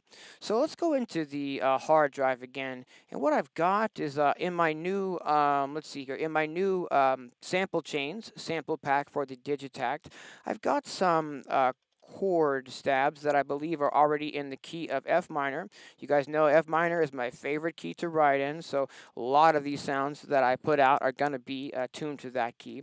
Let's go ahead and load these to the project. These are 2 sample chains of F minor chord stabs, which again means that they have 12 different samples inside of that one sample. What we can do is go ahead and, let's see, if I go to the source page, we can select one of these here, and we can hear what the samples sound like real quick.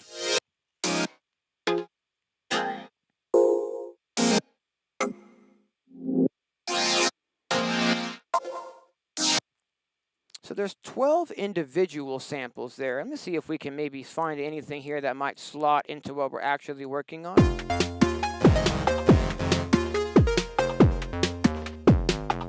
So the first thing we need to do when working with these sample chains is we need to bring the end time of the sample to 9.99 so that it knows not to play over the start of the next sample.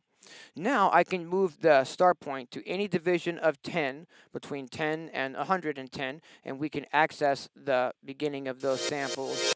So here's, like, for instance, here's whoops, I did that on the wrong track. Let's bring the end time down to 999, like I said. This plays the entire sample, but it doesn't allow it to bleed over into the next sound, okay?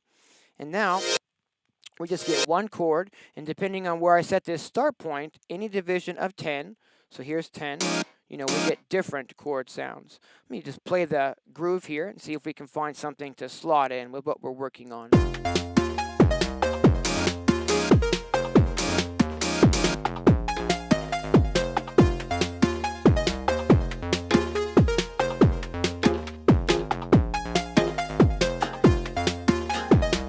Scrolling through more of these chords.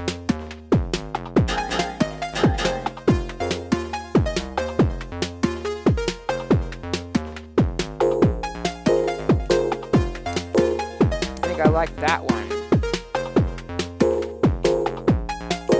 Let's see if we can't put that in.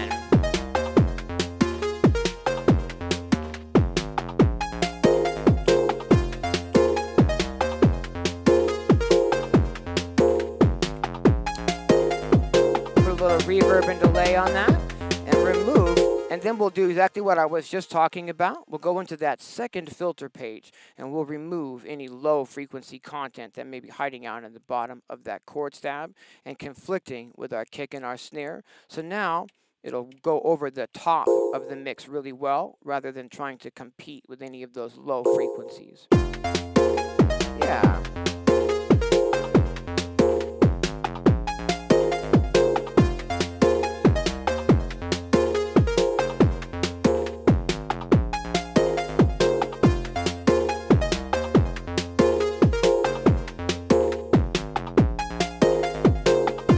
And what let's do is go ahead and copy this over to pattern 3 at this time. So then pattern 1 can be like our intro with the drums and the bass. Pattern 2 could introduce maybe like our lead sound. And pattern 3 could maybe introduce some of these chord stabs.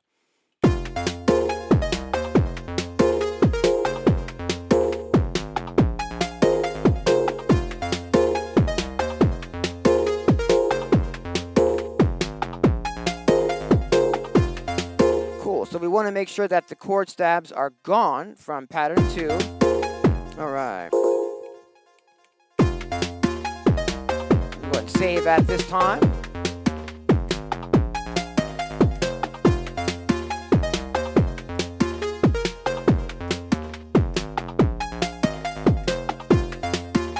I'm not sure exactly how you would specifically delete the automation, Meef, without deleting that entire sequence.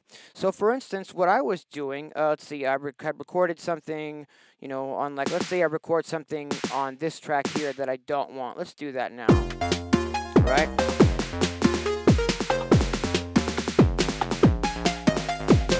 Right? Cool. So there's that snare part just banging away. And let's say that I put some automation on that snare part, right? Let's record again. Make sure that that track is highlighted. And let's say I go to the filter, right? And start tweaking the filter. And it's recording this movement now. Okay, now if you go into the recording page of the Digitakt, what we've basically got is our original notes are going to be, I'm colorblind, so forgive me if I say the wrong colors here, but our original notes are going to be like in red, and then anything that has automation on it that's extra from those notes is this other color, which I believe is either green or yellow. Now, it can get really tedious to try to eliminate, just these notes of recorded automation when we're looking, at a pattern here. And it's easiest for me to delete everything rather than trying to just delete the automation. And what you would do to get rid of that is you press once, and then it turns it, to a red trigger, and then you press it again, and it takes away any sort of automation that was on that step whatsoever. And you can sit here and double click all these other ones and remove their but there still could be some automation hanging out on these red original steps. So what I do is I just clear it. I just function and clear that whole entire track. It clears the notes and it clears the automation. I don't really know an easier way to like leave the notes and just get rid of the automation. I hope that helps at all. Probably not the best answer that you were looking for, because it doesn't really solve the problem. It just deletes it per se. All right, but let's just go ahead and start at the beginning and hear what we've created, sort of in context here.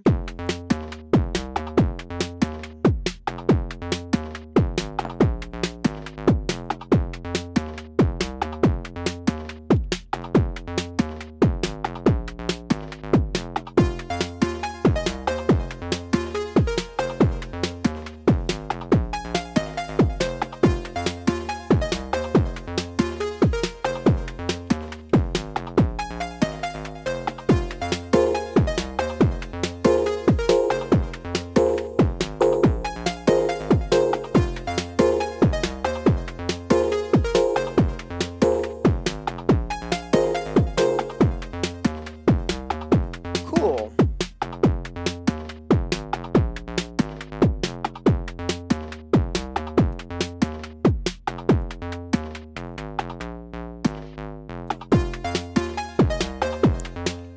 What let's go ahead and do is on that very first pattern where we're about to, go into the pattern that has the lead, let's put a little bit of a roll or like a turnaround per se at the end of that very first pattern, so that it does a little roll or turnaround at the end of 8 bars, not at the end of every 4 bars. And let's see here, maybe we can.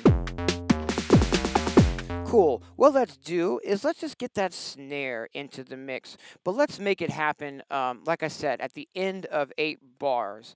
Let's do like a 2-bar roll starting on bar 7. Let's see, how am I going to do this? First, I guess let's just get the roll in, and then I'll deal with the velocity. Cool. So I'm going to, let's take all these out actually. I'm going to put the first hit in of the roll that I want, but I'm going to put a trigger condition on this. I'm going to go ahead and tell this snare here that it should only happen the second time through the pattern, so not the first time. So it'll play 4 bars, and then as it's playing the pattern again, now this track will come in. What I want to do is just copy that then and paste that in so that each of these knows that it only triggers the snare on the second time through the pattern. Okay, I'm just continuing to paste all these in because the one I copied has that trigger condition. Okay, so now what we've got is like a total, 2-bar gun snare drum roll at the end of 2 bars. And let's just verify this is there, and excuse me, 2 times through the pattern for, on the measure number 7 of an 8-bar loop per se. I hope that makes any sense. Let's go ahead and save at this time. We're just going to hear it through, and then we'll maybe see about adding some finesse to this snare roll. So it won't play through this first time. Here we go. Yeah, okay, I don't think we're going to need a full 2 bars. That'll make it even easier to put this together. I'm going to go ahead and delete those triggers on bar 7. We're going to go back to the triggers on bar 8. What I'd like is for it not to be such a machine gun roll, right, and have a little bit more finesse.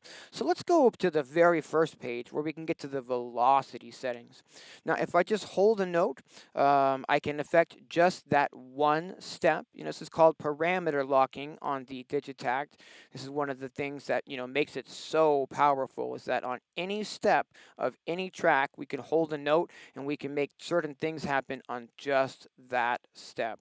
So what I'm doing is I'm going to hold these notes down and I'm going to bring the velocity down. Currently it's at 100, and what I'm going to do is I'm going to go 50, 55, then let's go 60. Then on the next one, you guessed it, let's go 65. And then on the next one, let's go 70. And on the next one, let's go 75.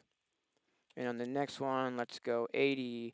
And then, of course, on the next one, let's go 85. And on the one after that, let's go 90. And then let's go 95. And then there would be all at full velocity. And let's go to see what that sounds like. Let's save also, now that I'm doing all this little finite work.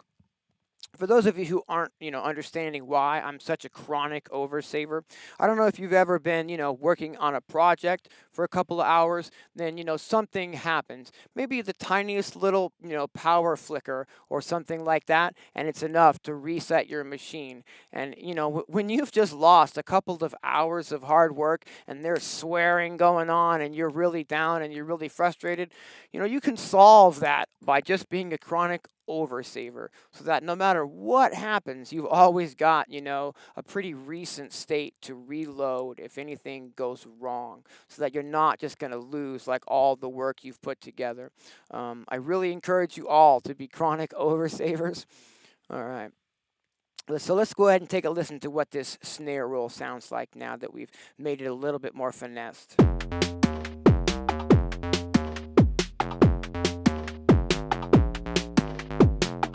Needs pads. Yeah, I agree, Tony. That's sounding pretty good. Let's make it a little bit more defined, and let's bring these velocities down a little bit more, starting at 35 instead of 50, so that these are now going to be a little bit lower to start with. I'm just going through and, piece by piece making, so we've got 35, 40, 45, 50, 55, and we're going to make this 60. This is just, finesse. You're going to have to do this when you're making tracks if things don't quite sound the way that you want them to sound when you first start putting them in. And then 75, and then 80, and then 85. I just want this to be tucked back behind the mix so it's not, fighting with all of the other elements here. It's a roll to let someone, the listener, not someone, to let the listener know that something's about to change. And if it's too loud, then it can be distracting. But I think we're probably going to be good there. So I'm going to play this pattern, and then at the end of the roll, we're going to go ahead and switch into pattern 2 this time.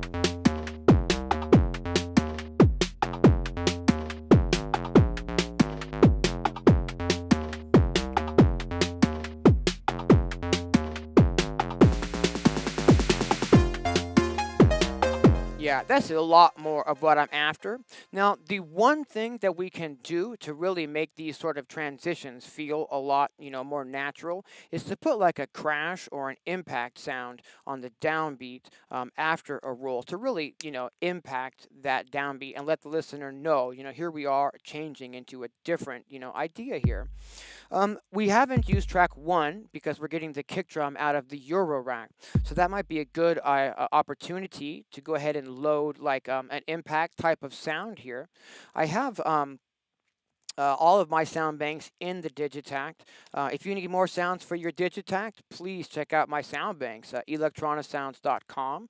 This is the lo-fi dub sound bank, and I've got some effect sounds in here that we can just grab like a noise crash really quickly and easily here. I believe, yeah, that's kind of what I'm looking for there. And so we're loading that onto track one, which would normally be where I would put my kick drum per se. But because of the setup today, it leaves us that track to go ahead and put this on as well. I can remove some low frequency content. We can shave off a tiny little bit of those highs as well. We can, it's already going through some reverb and delay. Fantastic. Now what I can do is make sure that we're on pattern two, and we are. I just want to tell this sound to hit on the downbeat of this pattern, and I want to tell it to only hit, let's see, every, like the first time it plays the pattern out of 2 times, meaning even if I leave it on this pattern, it will only play this crash impact sound every 8 bars. It won't always be at the beginning of the pattern. Now we just need to get it in the mix a little. And I think that might work, and we'll save at this time now that we've loaded and put that in. I'm going to go ahead and now play pattern 1 into pattern 2 again, but we're going to hear that impact crash kind of help push the momentum forward after that snare drum roll.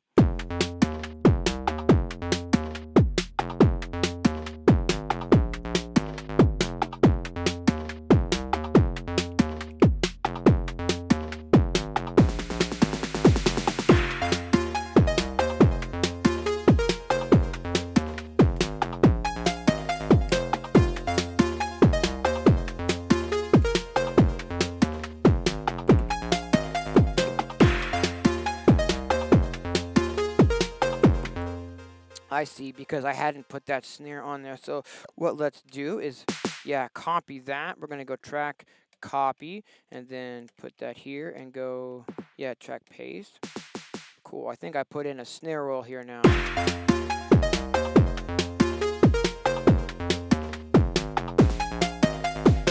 Yeah, I did, but it happens every time through the pattern, and we just want it to happen the second time only. So on the pattern 2 here, I'm going to tell this little snare fill that these snares that I just put in by hand should only trigger the second time through the pattern as well. And this will just kind of be a little bit of a, sort of a boost into the next pattern, sort of help that ebb and that flow, 2 out of 2. Okay, and let's save now that we've made those adjustments as well.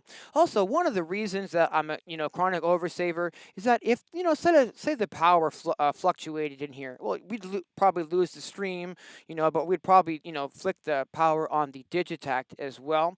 And it might be hard to kind of remember, what all the things that were that I just did. We're doing a lot of like finesse moves and tiny little numbers on the snare rolls, and did I tell this to happen on the second time? You know what I mean? There's a lot of those little details that can kind of be hard to remember to recreate if you lose stuff as well. I think we're going to put the crash on the on our third pattern as well. So I'm just going to go to pattern 1 and rather pattern 2. There it is, and copy that sound track.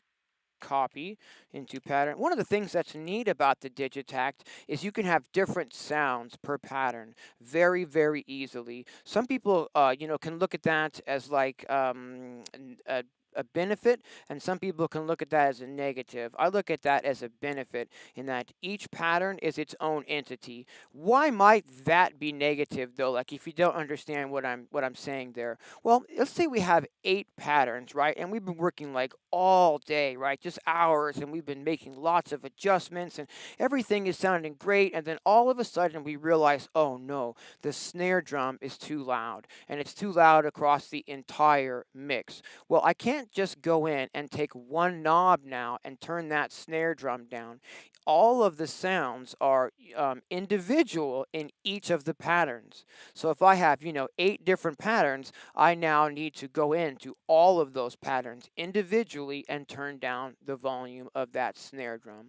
And so that can make it a little bit tedious. But what this does, is it allows us to bring in and bring out sounds as we require for the different patterns in a very, very easy way. Okay. We just need to now, let's see, we're on pattern 3, and I want to go track, paste, and paste that sound there. Fantastic. Now we just want to put that trigger in on the downbeat, and we want to tell it that it only happens once every 2 times through the pattern, so it doesn't, hit every 4 bars, but every 8 bars. So now we've got kind of an intro pattern with a little bit of a roll into another pattern. That pattern has a tiny little bit of a roll into yet a third pattern. And let's hear this in its sort of entirety. Going back to pattern 1.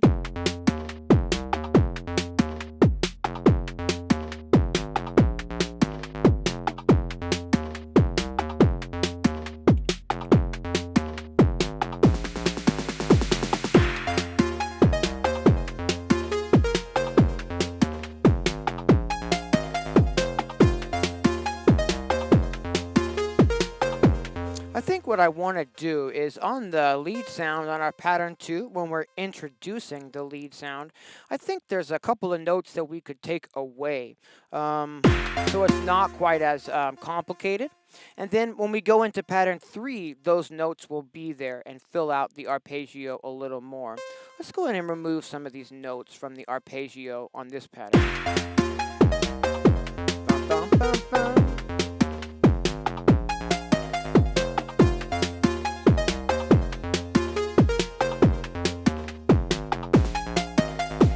Yeah, rather than remove them, what I think I want to do is just tell these notes to only play the second time through the pattern. This is going to give us much more of a feeling of an 8-bar pattern instead of a 4-bar pattern, and it really can help you create a more robust sounding pattern.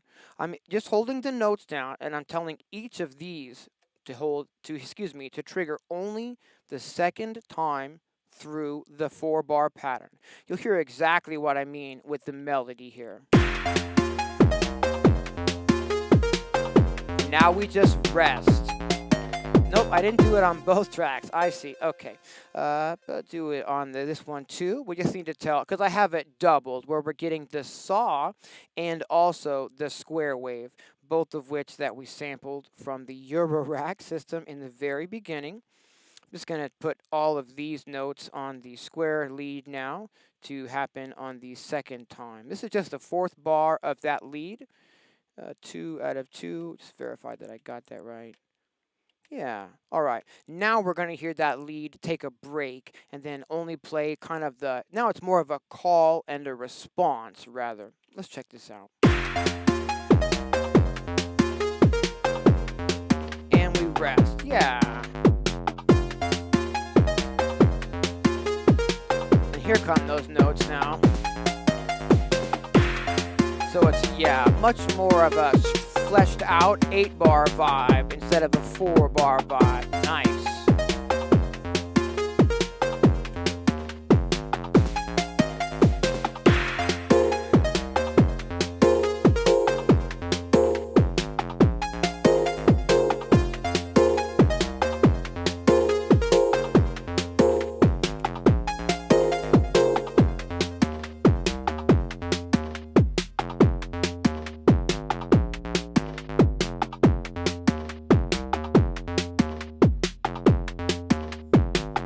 I absolutely miss having, you know, full on the option to have patterns and stuff, exactly what you're saying when working with Eurorack audible video. I absolutely, you know, find that to be, you know, difficult per se. That's why in my large system, I've got sequencers that work the exact same way where I can create, you know, patterns and then go to different patterns, like on the next downbeat, for instance, and I can do like robust, full-on arrangements that are, you know, pre-programmed out.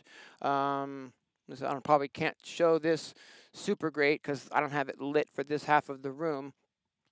But to accomplish stuff like that in the larger system, I'm using, let's see if I can tilt this down just a little bit more. Nope. Oh my gosh. I'm using these Erica sequencers. These are really, really robust. The drum sequencer and then the black sequencer over here. So I can do the exact same thing that we're doing with the Digitakt. And I can use this to have like a pattern 1, a pattern 2, and the same thing here. And I can switch these like huge sequencers, like play B1 now, you know what I mean, to get lots of different pre-programmed and ready to go patterns. But it takes a pretty large system to be able to do that. And it also takes a whole lot more time in the setup, you know, because you have to program it all out. Whereas, you know, a lot of people find the joy in the Eurorack in that there's no planning, you know. If you have the right system and you're, you know, really practice with it, you can kind of just turn it on and make music with no planning. That's what I've been doing with my techno system per se, is getting it into that sort of a state. But yeah, I love being able to have these pattern changes and like program the snare rolls and the turnarounds.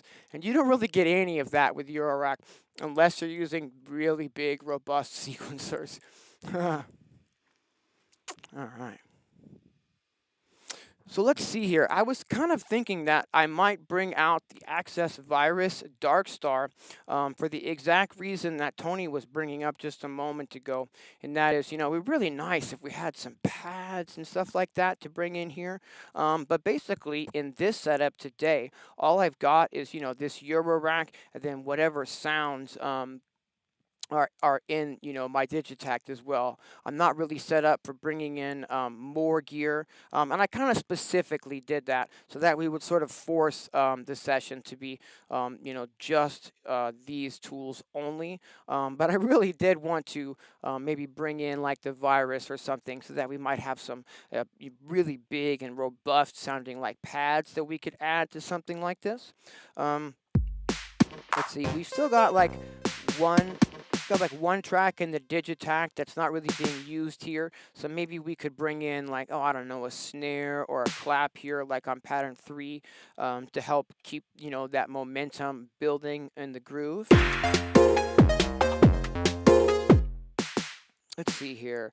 This is just the default snare on the default drum kit. What does that sound like? Yeah, not really what I'm after. So let me play the groove and see if I can find a clap sound like out of one of my sample banks, and we can maybe bring that in.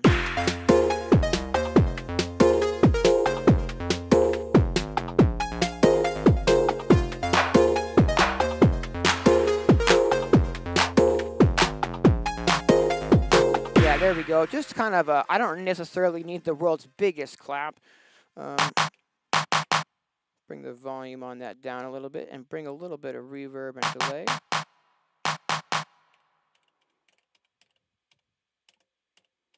Just putting the notes in real quick.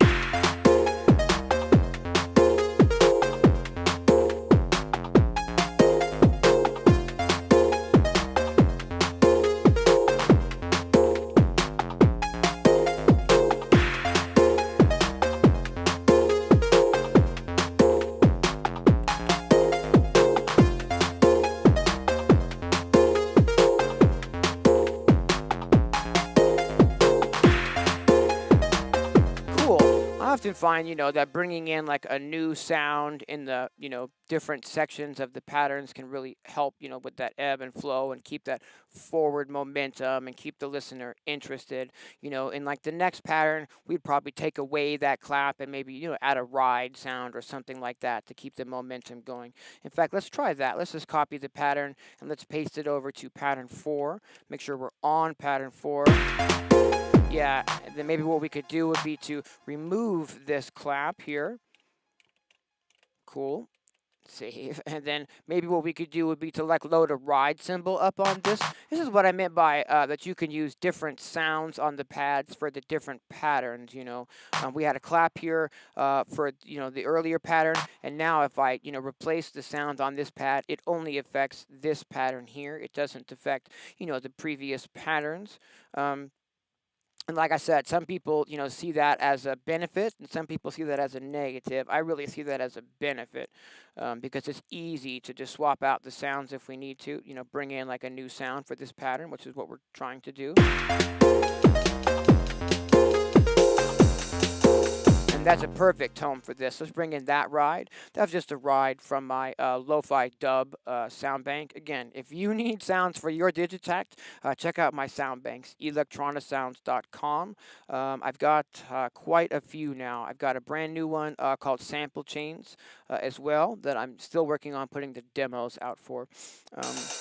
All right. Hey, what's happening, Jovarsi? We got just an hour till the big show. Hey, speaking of that, in case you're tuning in late, just want to let everybody know that in an hour from now is going to be like the biggest Eurorack techno show in like the history of ever, right? This is going to be 3.5 hours of Eurorack techno performances. There are 35 artists. This is going to be over on the Modular World YouTube channel, and there's a direct link to this stream in the description of this video. I'm the second to last performer, and I'm back to back with my friend Travarsi. I brought a lot of work to the patch that I submitted for this. It's going to be a fun show. I definitely hope to see some of you guys in the chat over on that one. We're going to have to wrap this up pretty soon, so I don't miss the beginning of that because I'm pretty excited to see what everybody else brings to the table on that one.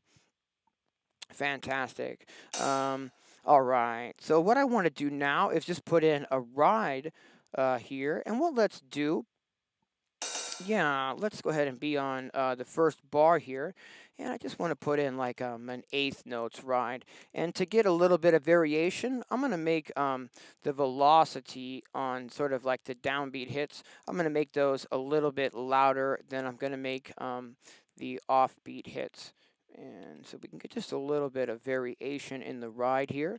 And then we'll copy this page. See, function copy, function paste. Am I doing this wrong? Hold on here.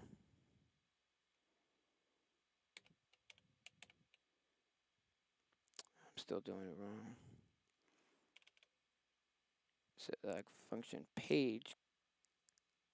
It's not function. It's just, hold the phone. It's just page copy. Oh my gosh, I'm doing this all wrong.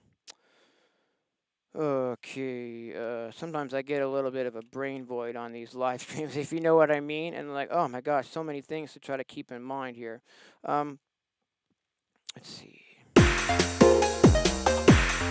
Right, now I've got that. Okay, I've screwed the pattern. I think best to, this is, again, why I like to be a chronic oversaver, is I've kind of screwed myself here by messing with the page settings a little more than I probably should have, if you get my drift. And I've screwed some stuff up. So it's really easy to just go in here and just reload the project, because I know that I'm not going to take that many steps backwards because I'm a chronic oversaver, if you follow. What I was doing is I was trying to get the ride symbol happening on pattern 4, and now so we're back to the beginning of that concept. We're going to take this off of here. Okay, it was that ride right there. So there, we're back in. No problem there. And then I just need to go ahead and put these in. I want to do that velocity thing, whoops, where I make these a little bit louder on the downbeats. See if I can let muscle memory kick in here and remind me how to do this. I'm going to take I really just want to go page copy. Yeah, page paste, page paste, page paste. Okay, cool. Muscle memory, thank you. Definitely put in the hours with your boxes, guys. If you're not developing some sort of muscle memory with your machines, then you're not putting in enough hours. Just another tip from your Uncle Dean. Put in the hours. Let's go ahead and save at this time. And now we've got this ride coming in on pattern 4. And we can probably remove our lead sounds at this time as well. Function and clear. And then, whoops. And then here, function and clear. Yeah, cool. So now we've got sort of like an opening pattern with the bass and the drums. Then we introduce kind of the lead sound, and then we sort of start moving on with the groove. We remove the lead here and add a ride sound, which is probably going to be too loud in the mix. Remove a little bit of low frequencies from that ride sound. Bringing the ride back in the mix and panning it a little. Oh, it's already panned a little to the right. That's fine.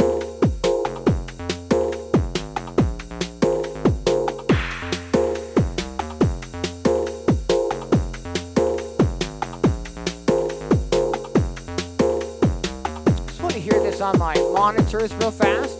See how I'm actually doing with that ride cymbal?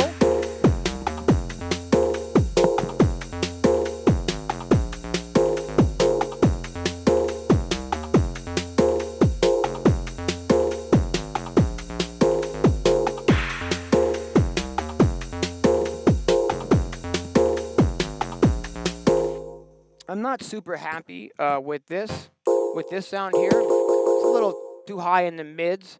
But this is just a live stream, so we're going to go ahead and just leave that for now. If this was me working on my own, though, I would replace that sound at this time rather than keep going forward with it. I'm just not exactly happy with the way that it's seating in the mix. But like I said, we have this other stream to get to, and we're going to be wrapping this one up in just a few minutes. So if anyone does have any questions today, whether they be, Eurorack related, Digitakt related, or just music production related in general, now would be a great time to ask those. Let's go ahead and hear this in context and kind of see what happens when that, ride comes in on pattern 4. See how the volume of that is and see how the groove is kind of flowing along when we start from the beginning.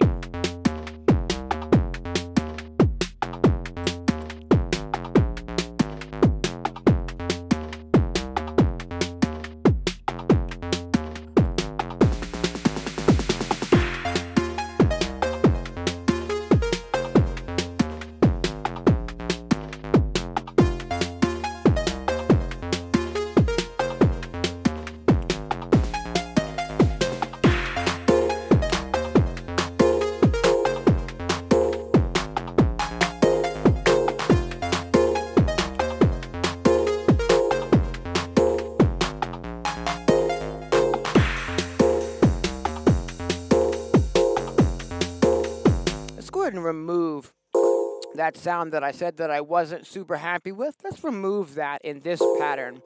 And maybe actually, rather than remove it, maybe we'll just try to swap it out for a different sound, because I think that that's part of my sample chain. Yes, it is. Fantastic. So again, that means that there's actually 12 sounds in this sample and not just this one sample here. So I can move the start point to any division of 10 to trigger another sound on this sample chain. So if I scroll over here, even to 50, we can get another chord. Ooh, I kind of like that one. Let's bring the volume down on it and see if maybe this one slots into the groove. This is pattern 4 now.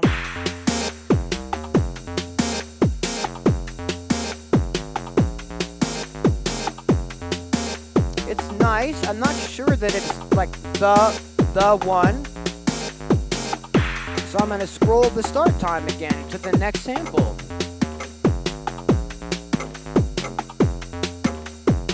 That's not the one. So we're going to scroll into the next one.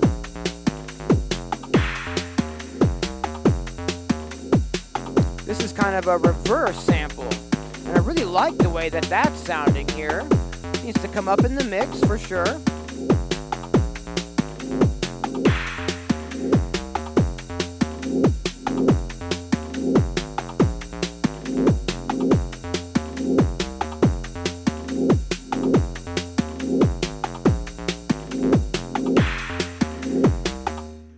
Now, one of the things that we can do also, because we are triggering the Eurorack sounds from the MIDI of the Digitakt, is I can do different patterns with these drums as well. Remember, we're triggering them right here.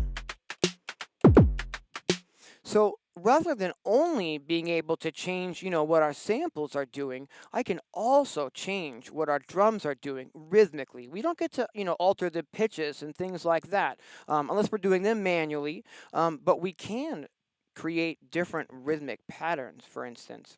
And one of the things we could do would be like to maybe on pattern 4 here, maybe we could go into the kick track and delete that pattern. Maybe we could go into the snare track and delete that pattern.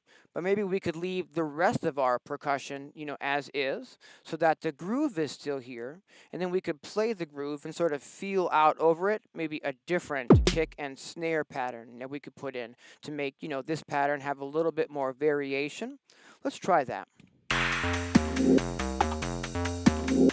3, 2, 3, 4, 4, 2, 3, 4.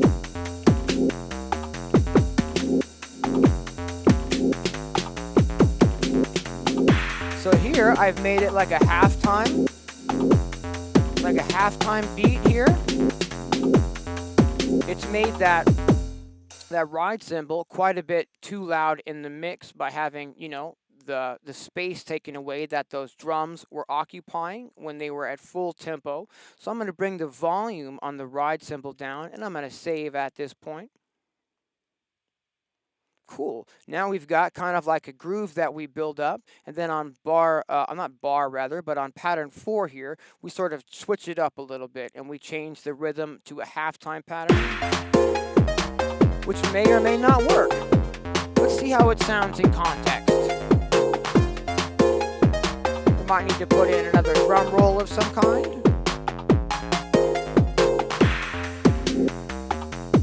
I think that ride is still too loud.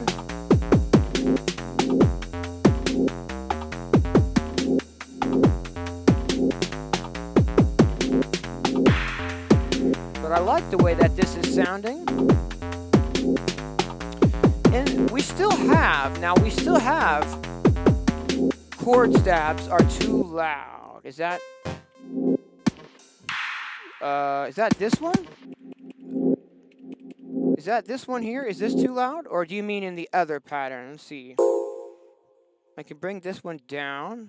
This is the one that I wasn't all that happy with, is the thing. I could try to remove a little more of the low frequency content from this one. So do you mean this one here is too loud? I don't think I have another one. Yeah, so the only one that we've really got is that one. And then I replaced it on pattern 4 with this cool backwards one. Is that one too loud? I can bring that down a little.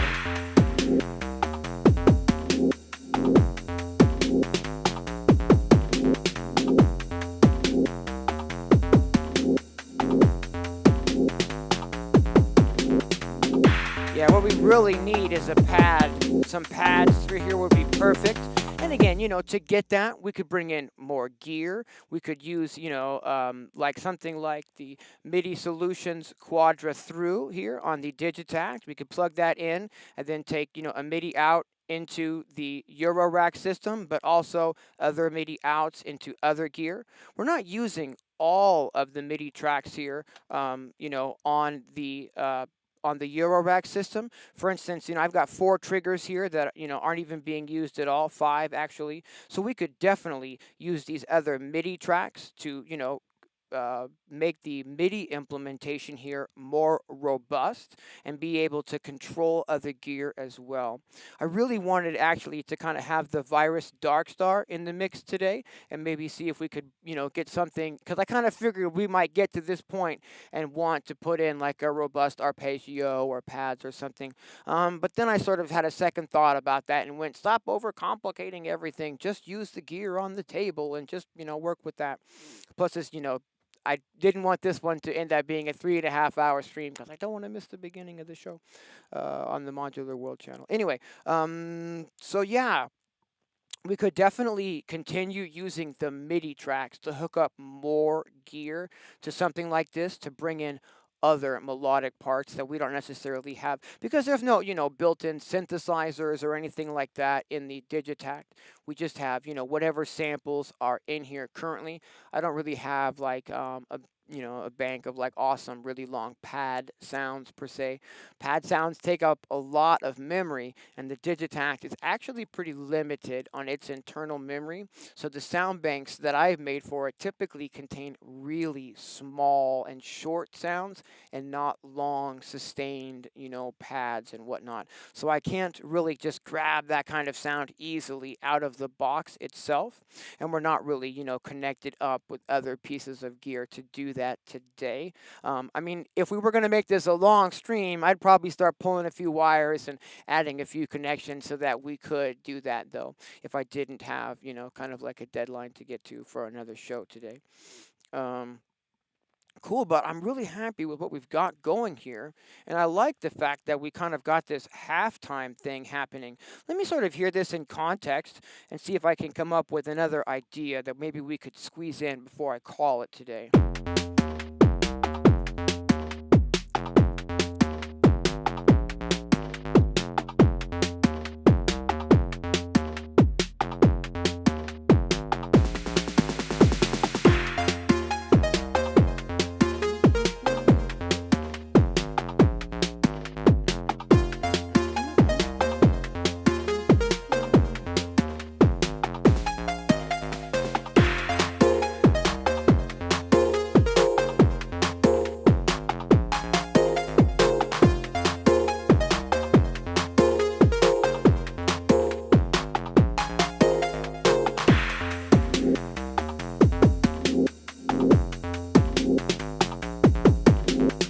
Might be cool if we were to change this bass line up in this kind of halftime thing because the bass line has been sort of static the whole time and not changed.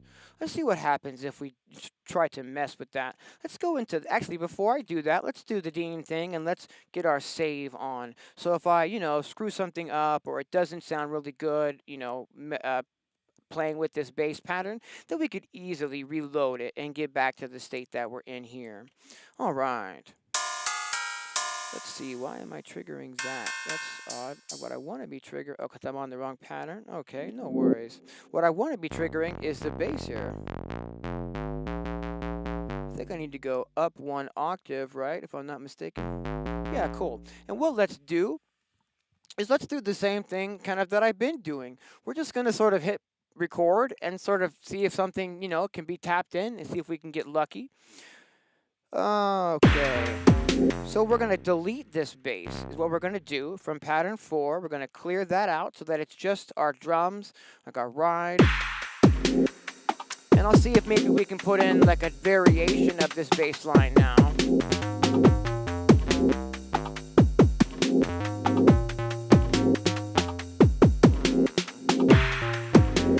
Think this through.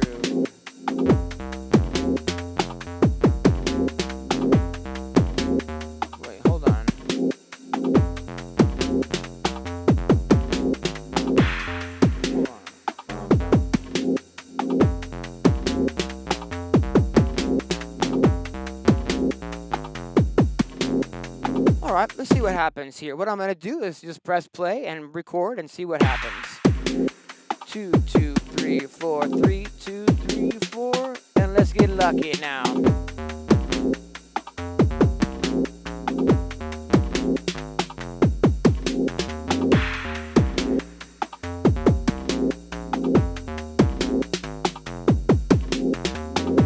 I want a couple more notes on that bar 4.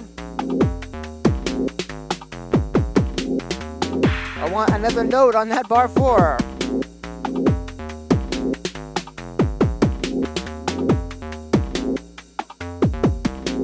Hey, Opie. Yeah, I like the way that sounds. Interestingly enough, though, something else that we might be able to do would be to create like a variation of the sound of this bass, not just a variation of the notes of the bass.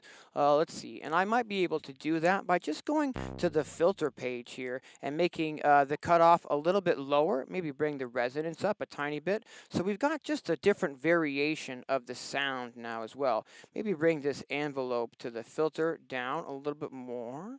So we're just kind of tucking the bass back in the mix, the tiniest little amount in this section. Let's see what happens.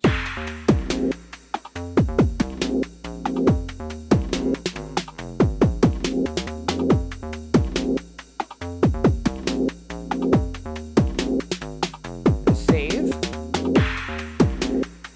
I also think that the snare is a little bit wimpy when we come to this sort of like halftime thing. And when I've changed from like a, full tempo to halftime, I often like my snares to hit like really hard. Doom, doom, doom, whack, doom, doom, doom, whack. You know what I'm saying? So we can make that happen here as well by layering that, let's see, not the ride, but maybe like another snare or another clap. If I can find,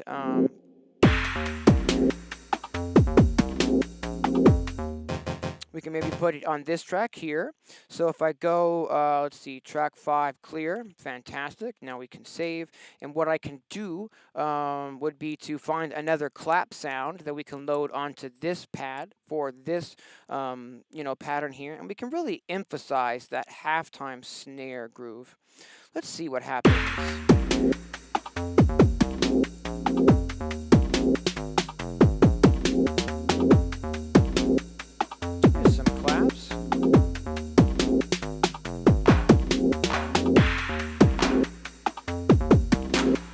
That's the one right there.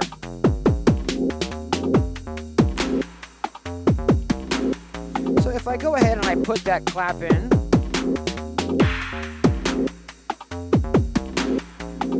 whoops.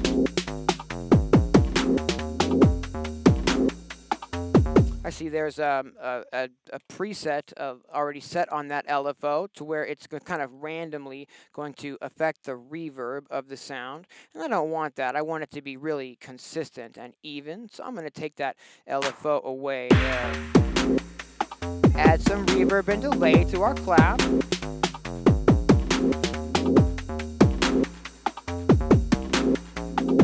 Pull the delay off that so we don't get that delay tail, but just that doom, doom, doom, whack kind of sound. All right, let's go ahead and save at this time. Let me just go back and forth here between pattern 3 and pattern 4 so we can hear the volume of the new clap as it comes in. Hey, thanks, Archer. I appreciate that. Hey, what's happening, Tapsy?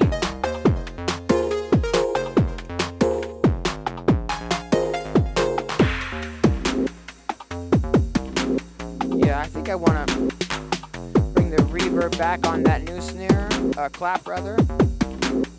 Yeah. So what we've got here is we've got quite a bit of a variation now. The bass line changes, the groove changes from a from a regular time groove to a halftime groove.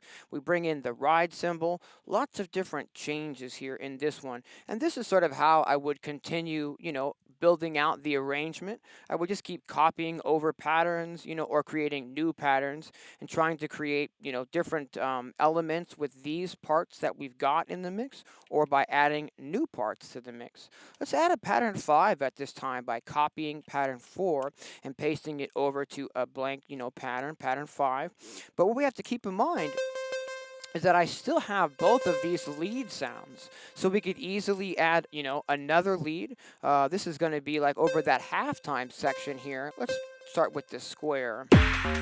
If I just sort of play the pattern now, it gives me the, option to have a new space to put some sort of a lead line in. How we doing on time here? I got a few minutes left still.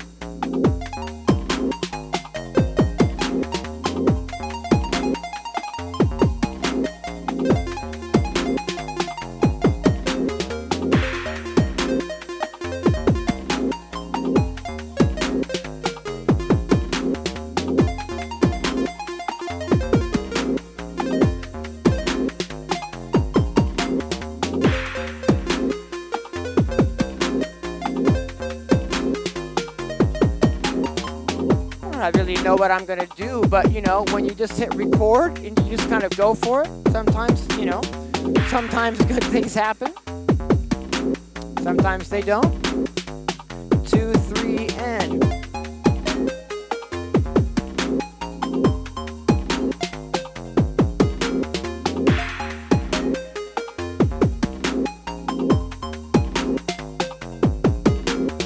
Yeah, not the best. So let's, whoops. So let's clear just that and try again. And 4, 2, 3, 4.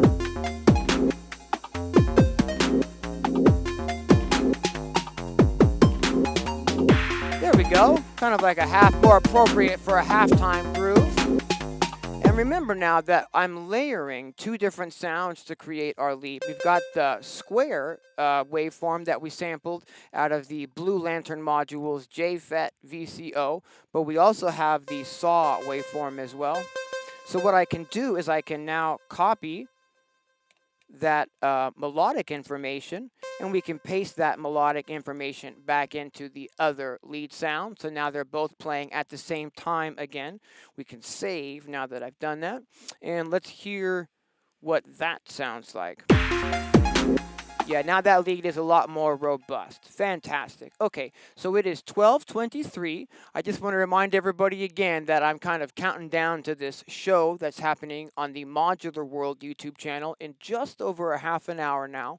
There's a link to this show in the description for this stream if you want to come over and check that out. It's going to be 3.5 hours of Eurorack Techno, 35 Eurorack Techno performers. Looks like my dog wants to go outside for a break.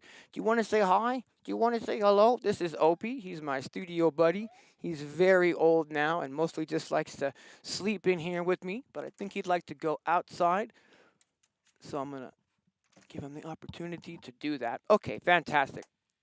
So if anyone's got any questions at all, now would be a great time because we are going to get ready to wrap it up so that I can head on over to that other show. Let me check in with the channel real fast. I can't really add deeper bass. If you're on your phone, pop some headphones on, or maybe try a different set of speakers. We're pushing so much low end with this one that it's not even funny.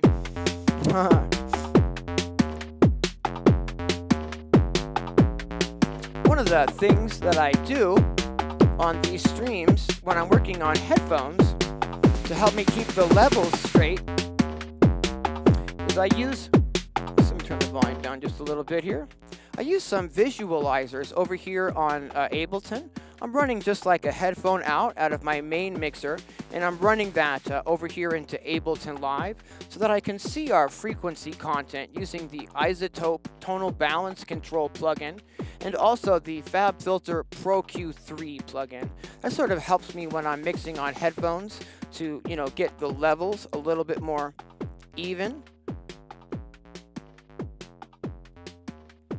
Bring this volume back up again. All right, we're gonna go ahead and play through the rest of these patterns here and see how this is flowing. This intro would be a great spot for a vocal sample.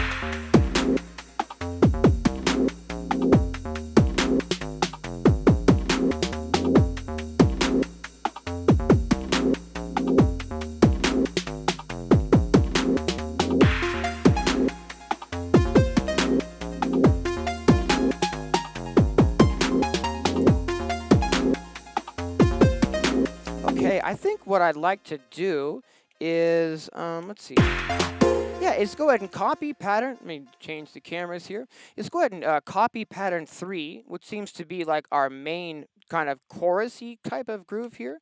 I'm going to copy that pattern into pattern 6 so that, we've built it up. We started with some drums and some bass. Then we go into the lead. Then we kind of do some variation with that halftime for a little bit. And then we can go right back into that chorus again. I think that'll sound really fantastic. All right, let's see here. I just want to check in with the chat real fast. Electronisounds. Yeah, I love the Digitakt. Out of everything I've got in here, would you guys believe the Digitakt is for sure my absolute favorite box to work with? I have 2 of these actually. The simplicity in the workflow of this box, you just work within its limitations. I find myself, having just so much fun working with this box because I'm not necessarily thinking about all of these producing and like mixing techniques that I'm going to be doing in another box that has a whole lot more options. I find that the limitations in the Digitakt, I think, is what it is that really just keeps me focused and really creative with this box in particular. All right. Fantastic. Let's see. So half an hour till that show. Maybe we could make one more out of, let's see. Which one's that? Is it? Yeah, maybe we can make one more out of this one here by pasting it after our sort of chorus pattern. And then that gives us space. Right, to put in yet some more leads and stuff. Let's do that real fast. I'm trying to work super quick here at the last little moment. Digitakt and Hydrasynth. Oh, the Hydrasynth. Those 2 new models are completely unexpected. Have you guys seen those? I don't have a Hydrasynth, the ASM Hydrasynth, but everyone I know who's got one just loves it and absolutely raves about it. And now they've just come out with that smaller version of it, which I want to say is like battery powered, and also an even larger version of it, which is actually 2 Hydrasynths in one. Whoo, that is some powerful stuff right there. You'd be able to combine that with the Digitakt. Oh my gosh, you'd be like unstoppable. I think you can even get your own waveforms in the Hydrasynths now, if I'm not mistaken. Don't quote me on that, but it's a really powerful synthesizer. Good stuff. Right, okay, so let me see if I can squeeze in just one more melodic element before we call it today on this version of the pattern. Right. All right, our original bass line's still there. Maybe we'll change the bass first. Okay, let's do that. Let me go as fast as I can here and clear that bass. Let's just play and then get that back into record mode. And, okay. Let me go ahead and see if we can squeeze in a new bass line, right? Okay. 3, 2. Where are we at? 2, 3, 4, 3, 2, 3, 4, 4, 2, 3. Let's go.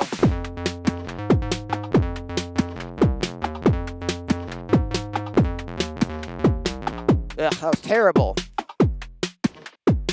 And I wasn't recording anyway, so it doesn't matter. Okay, cool deal. Let's get recording though. Recording. Okay, in 3, 2, 3, 4, 4, 2, 3. Let's go.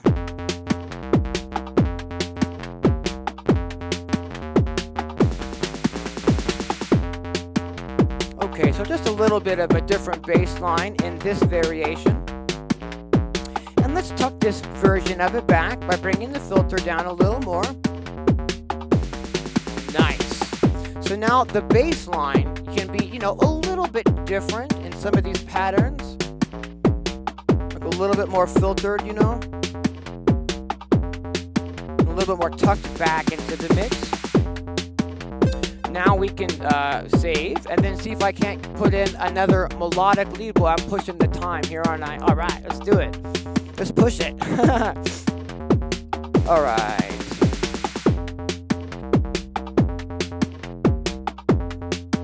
Now, all right, 2, 3, 4, 2, 2, 3, 4, new lead. And one more time, let's go.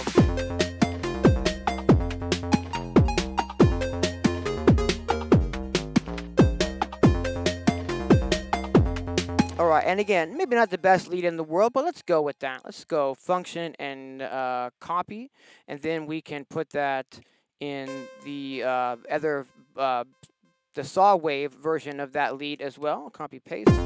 Yeah. All right. And now we can save so that, even if something were to go wrong, I'm not going to lose anything that we've done. And let's go ahead and hear this in its full context. And then after that, I think we'll go ahead and start, wrapping it up today because I really don't want to be late to this other stream. All right. I'll bring the desktop by so you can check it out. That would be awesome. Are you kidding? Yes, please. Cool deal. Okay, let's hear this from the beginning real fast.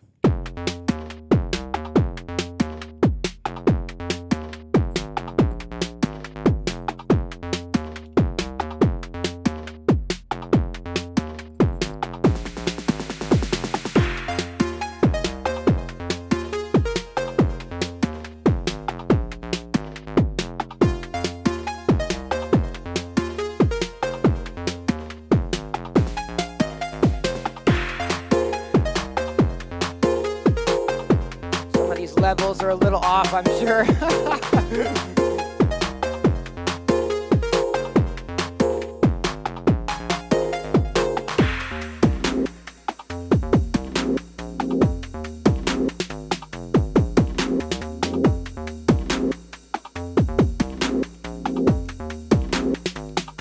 Back into the chorus now. Or not yet, rather.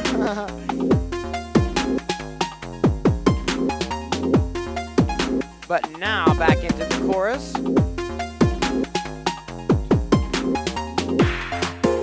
Probably would have been good to put a big snare roll there to build back into the chorus. I'm gonna let this play twice this time.